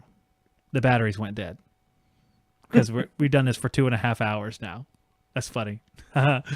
Nice. See, the deal is that about 8 hours into wiring all the audio and video equipment in here for this sort of thing, I realized that there was an electrical buzz that I couldn't shake. Like 2 wires were too close to each other. One of the mic cables was laying on a power cable, just something like that. And during that, I said, well, I'm going to take the power source for the audio interface from the USB that it's plugged into just battery power to see if that helps. And I never switched it back. And then it dies. Oh. But the important thing is you won a prize. And that audio crap's over now. So, all right. So I know your address hasn't changed, I guess. Nope. Okay. Same address. The same one that's on the box right over there with my shirt in it. And I'm gonna wear that shirt next time because I keep it about 50 degrees in here. It feels like Tuesday I'll wear the shirt. So and I'll mail out your thing. I'm just gonna say next week to cover any lapses that I might suffer from. And Okay. thank you for playing, man. Hey, I'm sure everybody else wants to know the same thing. Can you swing that camera around? Because you said, "Oh, this is the perfect picture," but it's destroyed. Oh, well, let me Come on, see. everybody. Come on, swing the camera around for everybody. The one that I'm using for the show is going to be hard to move. The one that you see, because you see a different camera than me, or than the rest of the people see. That's let me see if you. Can, let me see if I can do that. Oh, that's going to be tough. Because I know what it's like. I remodeled my house some years ago, and we're living in a construction zone. It gets a little tough. Yeah, I tell you what, everybody can see this one because I can put it up so everybody sees this. Hold on a second. Oh man, wow, Dorothy! This is what Dorothy felt like in The Wizard of Oz. All right, so this is the perfect section right here. Okay, and then we get into the wires, more wires, and see, there's the PVC sleeve for the wires to go into to try to manage it. There is the blankets to sound dampen. There's the monitor that I watch the YouTube stuff with. And there's the monitor you're on, which is a different computer. And then here's the main computer, and there's a television. And there's a light. Nice. So yeah, it's just that's what it looks like. I know there's the mini split. I actually show that. That's the mini split on the wall up there, set on 67 because I like it freezing cold. Yep, there we are. Nice. Yup, there it is. I'm not going to put this thing back because that was a lot of work. We don't want anyone to vomit while they're watching the show. I'm going to close it out like this. It'll look like some kind of counterculture movie, slightly tilted. All right, Dave, well, I'll be heading off to bed now. So congratulations. Thank you for playing. I really appreciate it. And I hope you enjoy that valve core remover. No, I will. Thank you very much, Zach. I appreciate it. All right, take care, Dave. I'll see you on the next one. Okay. All right, bye. Bye. Good old Dave right there. And I'm going to switch it back to the other camera because this is making me feel like I'm in some kind of weird movie. Yeah, I have a mini split video coming. That'll be out, sometime. I want to thank everybody that helped out my son. I really appreciate that. That means a lot to me. I wanted to give you guys something you could watch and enjoy, and I hope I did that this evening. I know it was long, but I want to stay on here long enough for as many people to see it as I could get eyes on it. So my son would have the most benefit. And I had two guests that were willing to come on and have nice, about an hour-long interviews apiece. And I really thank Bill. I want to thank David because they've been great guests over the years since I started this thing. It really has been a great experience. At one time, I thought that all the tools and all the learning was the best part of the trade, and I still think it's a really great part of the trade, and I really enjoy it. But there's only so far you go with that sort of thinking. There's only so far you can go with basically with saying you can calculate this, you can calculate that. What the special, that's annoying. What the most special thing for me now is to hear stories from you guys. Like when you call in during the week, and you can always learn a formula or a best practice, but you can't duplicate the stories that you guys tell me, and that's what I think is the best part now. I think hearing what you guys go through and your particular perspective on things, because that's the only thing that's different. In this world, there's only one thing that's different, and that's the people. The stuff's the same from person to person, so I want to thank you guys for that. It means a lot to me. I look forward to getting back to it on Tuesday night. Like I said, won't be here on Monday, but it's one of my favorite things to do. And I want to thank each and every one of you. I'm going to wish you a good weekend, and I'll see you on the next one.